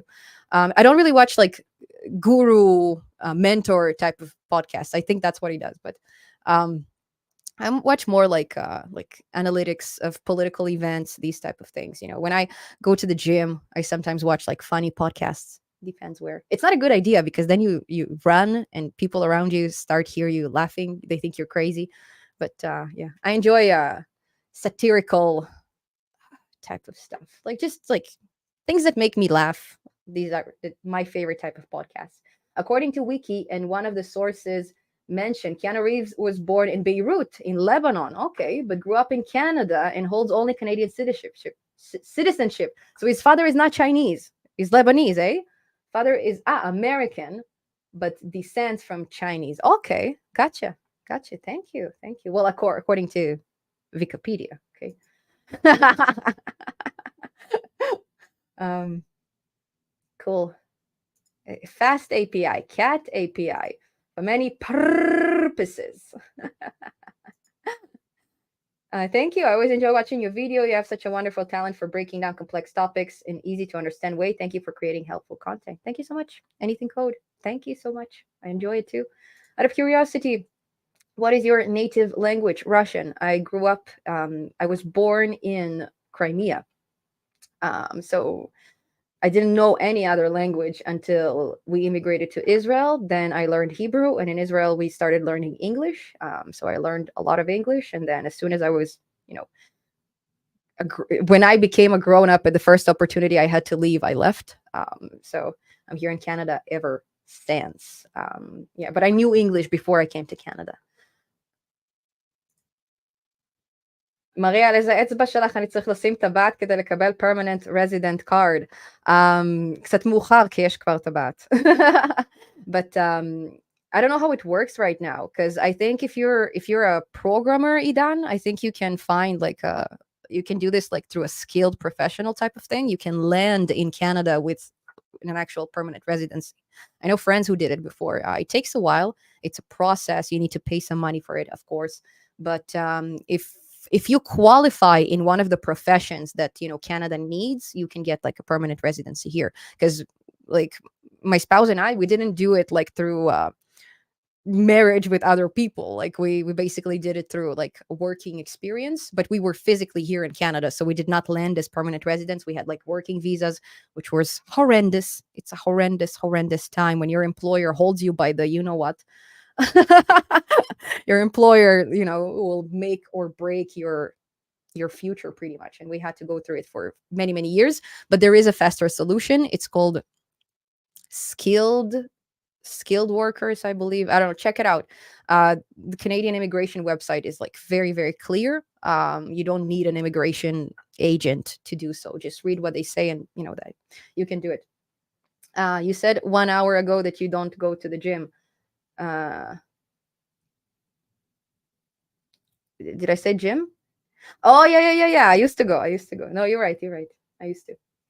Nothing wrong with laughing in public for no reason. So I have a gym in my building. Okay, it is a gym on the very first floor. It's an incredible place to go. Before I went to my Boston vacation, I was running twice a day. Ever since, and it's been like at least a month, I did not go anytime. But when I go to the gym, I don't go to like work out. I go to basically attempt to kill myself somehow. It's like with the workflow that I do. Like it's terrible what I'm doing there. I take the treadmill, I boost it upwards, and for 1 hour I just go. It's awful. It's truly awful. By the time I'm done, I'm so red. I look like Hellboy, okay? But I haven't done it in a very long time, unfortunately. I feel good after, because you are able to accomplish something that is just unhuman, But yeah, that's my experience with the gym. I don't do any like the stuff. I just um, run, but very high elevations. Like that's what I do if I do it. I wish I'd been doing it. But you're right. You're right. There was an oxymoron. You said you don't go to the gym, and now you're telling me when you go to gym you hear podcasts, right? It's awful. Yeah. But I don't go to the gym now. But if I want to, it's free. I just need to press on an elevator key and I'm there. It is weird that I like business podcasts. It is. It's terrible, Tops. I don't know how you. I'm joking. I like hear about people starting their own companies. Nice, nice. It's like it's inspiring. Absolutely. And wow, I'm half Russian, half Italian. Italian. That's awesome. Te voglio vedere, sai. I'm not supposed to. I'm not supposed to. I'm not supposed to. Not supposed to sing any music. Not supposed to. Uh, uh, made Russian. Rrr. Rrr. Yeah. French, it's. Rrr. I'm also a songwriter and I use my programming skills to create an app to write more accuracy lyrics based on music market tendencies. That's how I combine both technology and heart. Nice. Good for you. Good job. I was thinking about a like some kind of a project where we take basically an AI model where we try to, I'm ashamed to even say that, but replicate someone's creative side of their brain. So for example, there's an artist who has been producing music for a very long time. He has a lot of lyrical, source of a lot of lyrics. So I'm thinking of feeding these lyrics to the network. I'm thinking of feeding some of the interviews of this artist to the network and a lot of different things that they wrote, a lot of different things that they talked about. Kind of training the network to replicate their brain, their creative aspect of their brain, and then providing this network 2 lines of lyrics and seeing how the network will respond. Will it be able to complete these 2 lines into a song or whatever it is? And my dream is to have an artist who we can actually compare it with. So, for example, if we take, I don't know, we take some songwriter, and we basically test the network with him. So we give him the same lines that the network gets, and we see if the output he produces is the same as the network. If it makes any sense. Yeah. So, oh, okay. I have a lot of new comments. Sorry, guys. I missed it again. So, do you like algorithms or algorithms? I didn't know it exists. I liked raves before. I don't go there very often, but I enjoy raves for sure. Making music with programming using tools like Sonic Pi. No, I make music by myself. I don't use any software, no nothing. It's me, guitar. Not always guitar, it's just me sometimes, and very angry neighbors. No, I'm joking. My neighbors are fine with that, I hope. So basically, just like, meeting friends, jamming and doing stuff like that. That's what I prefer doing. It's been a while since I had like an actual band. I wish I meet the people around me that will form a band with me. I just don't have, just not here. Just not hasn't happened for me in Canada. Back home I had a lot of back home. Back many years ago on the other side of the world. Oh, my camera is gone, you guys. Ha! I told you it's gonna happen. I told you it's gonna happen. And yeah, I was singing a Lucio Dalla song. So yeah, folks, thank you so much for being here. This stream must end because my camera has died. I wish it was still working, but thanks for being here. It was awesome. Thanks for cheering me up. Your comments were incredible. Thank you for the super chats. Thank you for the advices. And yeah, I will see you later on some cool projects on Python Simplified. So yeah, folks, bye bye. It was great. See you soon.